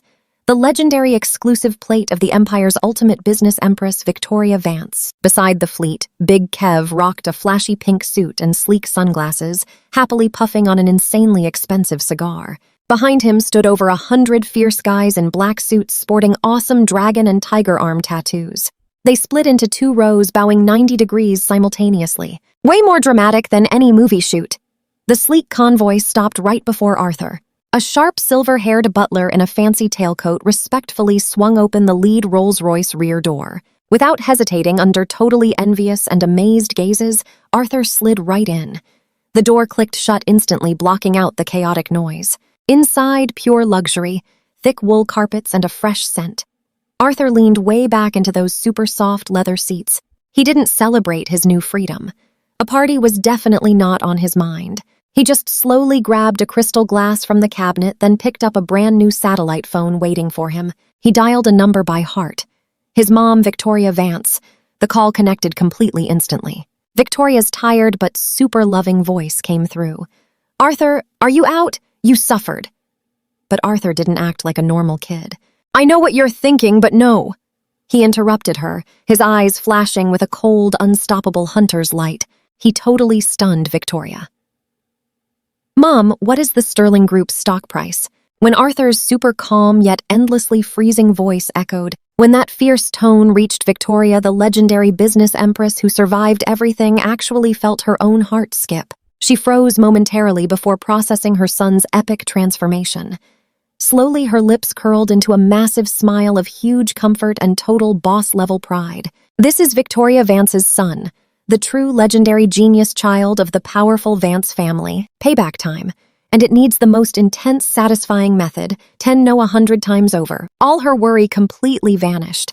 It was instantly replaced by the epic confidence of a queen ruling her empire. Sterling Group stock is $37.8. Mom guarantees in half an hour it will drop to just $1. She hung up, smashing the red button on her desk. the ultimate absolute command button. Notify everyone. She barked an icy command to the rushing secretary, one guaranteed to flip the whole Empire's business world totally upside down. Initiate the Thanos plan today. I want the Sterling Group completely wiped off the map of this entire empire. Meanwhile, tense silence filled the Sterling Villa living room. The suffocating air was so heavy you could practically squeeze it. Victor Sterling. This man, usually incredibly steady, confident, and super ambitious, looked like he instantly aged 20 whole years. He totally collapsed onto his fancy Italian sofa, utterly crushed. His once sharp, cruel eyes now held nothing but pure, hollow despair. That's where we leave it, a brutal video looping on his screen, ripping his world apart. Wild right. Trust me, watch this. His son, his greatest hope. Brad Sterling, locked in cold cuffs, blinded by camera flashes, dragged by 2 armed SWAT officers into a heavy police van, treated like absolute livestock. Absolutely pathetic. And that scrolling red news ticker at the bottom of the screen, it stabbed right through his chest like poisoned blades. Breaking news. Sterling Group heir formally arrested for malicious framing, attempted murder, and multiple other charges. Fake it is all fake, Victor mumbled, totally lost. He refused to believe it. He could not accept what his eyes saw. That absolutely flawless trap he carefully set to elevate the Sterling family overnight, it completely collapsed in under 2 days, failing so miserably and utterly fast. But this harsh reality would not change just because he was in denial. While drowning in this massive shock of his son being locked up, the Vance family's epic revenge quietly began striking. Ring, ring, ring. The encrypted corporate phone in the living room suddenly shrieked loudly. A sharp, urgent doom bell. Victor jumped hard. He mechanically turned his head, staring at the flashing red light. A terrible feeling rushed through his entire body. Shakily, he reached out, pressing the speakerphone. Hello. His voice was rough, nothing like a powerful chairman. It is bad. A panicked roar blasted from the other end. Our stock is completely finished, the Zenith Corporation. Now pay attention here. They went crazy, rallying dozens of massive domestic and foreign investment funds, dumping our shares at any price, shorting us hard. The stock crashed. Total collapse, just 10 minutes after the opening bell. We hit the limit down 3 times, Chairman. If we cannot think of something, we are forced into bankruptcy tomorrow. Boom! This felt like a massive lightning bolt directly striking Victor's already fragile, broken nerves. This was pure financial revenge, the absolute most brutal corporate hunt ever. Victoria Vance was using her terrifying expertise to completely wipe out his business empire, an empire he spent half his life building in the market. But wow, this was only starting. Just as his heart pounded over his company's impending doom bang, the heavy villa door was violently kicked open from the outside. Big Kev, rocking a flashy pink suit and a Cuban cigar, swaggered right in aggressively with dozens of fierce-looking men wearing black suits. Right behind him, a massive horde of tipped-off reporters rushed inside with flashing cameras. Who are you? The Sterling butler trembled, trying to stop them. Big Kev did not even look his way. He just spat one word. Scram. 2 heavy guards stepped up, tossing the butler aside like nothing. Big Kev walked straight up to a completely stunned Victor. He blew a thick cloud of cigar smoke right into Victor's pale white face. Then he pulled a heavy file from his jacket, smashing it directly into his face. You saw this coming, right? Big Kev smirked. Hey, Sterling, open your dog eyes and look closely. This is the evidence of your tax evasion, government collusion, forced evictions, and terrible crimes. My brother is quite merciful. He will use the law to play with you. Me, I do not have that kind of patience. I prefer an eye for an eye. Payback for payback. He ignored the totally terrified, broken man. He turned to the reporters, laughing loudly. Everyone film whatever you want. Ask whatever you want. Drinks are on me today. It took only 3 days, or rather a mere 3 days. A massive corporate empire once valued at $1 trillion, a new money family that once ran Metro City under the Vance family's epic thunderous strikes, they completely collapsed right into the dust. The Sterling Group stock absolutely nosedived, ultimately becoming worthless scrap paper, officially bankrupt and liquidated. All the Sterling family's dark secrets were exposed online. A towering tsunami awaited them, the severe punishment of the law and the total disgust of the public. The Sterling family was finished, totally finished. That afternoon, the sunset was a deep, ominous crimson red. Outside the massive bronze gates hidden deep within the thick forest of the Vance estate, A figure whose hair turned completely white in just 3 short days fell heavily to his knees right onto the freezing stone floor. Thud. It was Victor Sterling looking like a stray dog losing all his spine. Using the last bit of his strength, he bowed deeply toward those towering gates of supreme power. Bang, bang, bang, that once incredibly arrogant forehead was quickly battered and badly bruised. Master Vance. I was wrong. I truly know I was wrong. Please, please, just have mercy. Just leave our family a way to survive. His tear-soaked, desperate begging was utterly tragic, crying endlessly in pure agony. But what do you think those heavy gates never opened?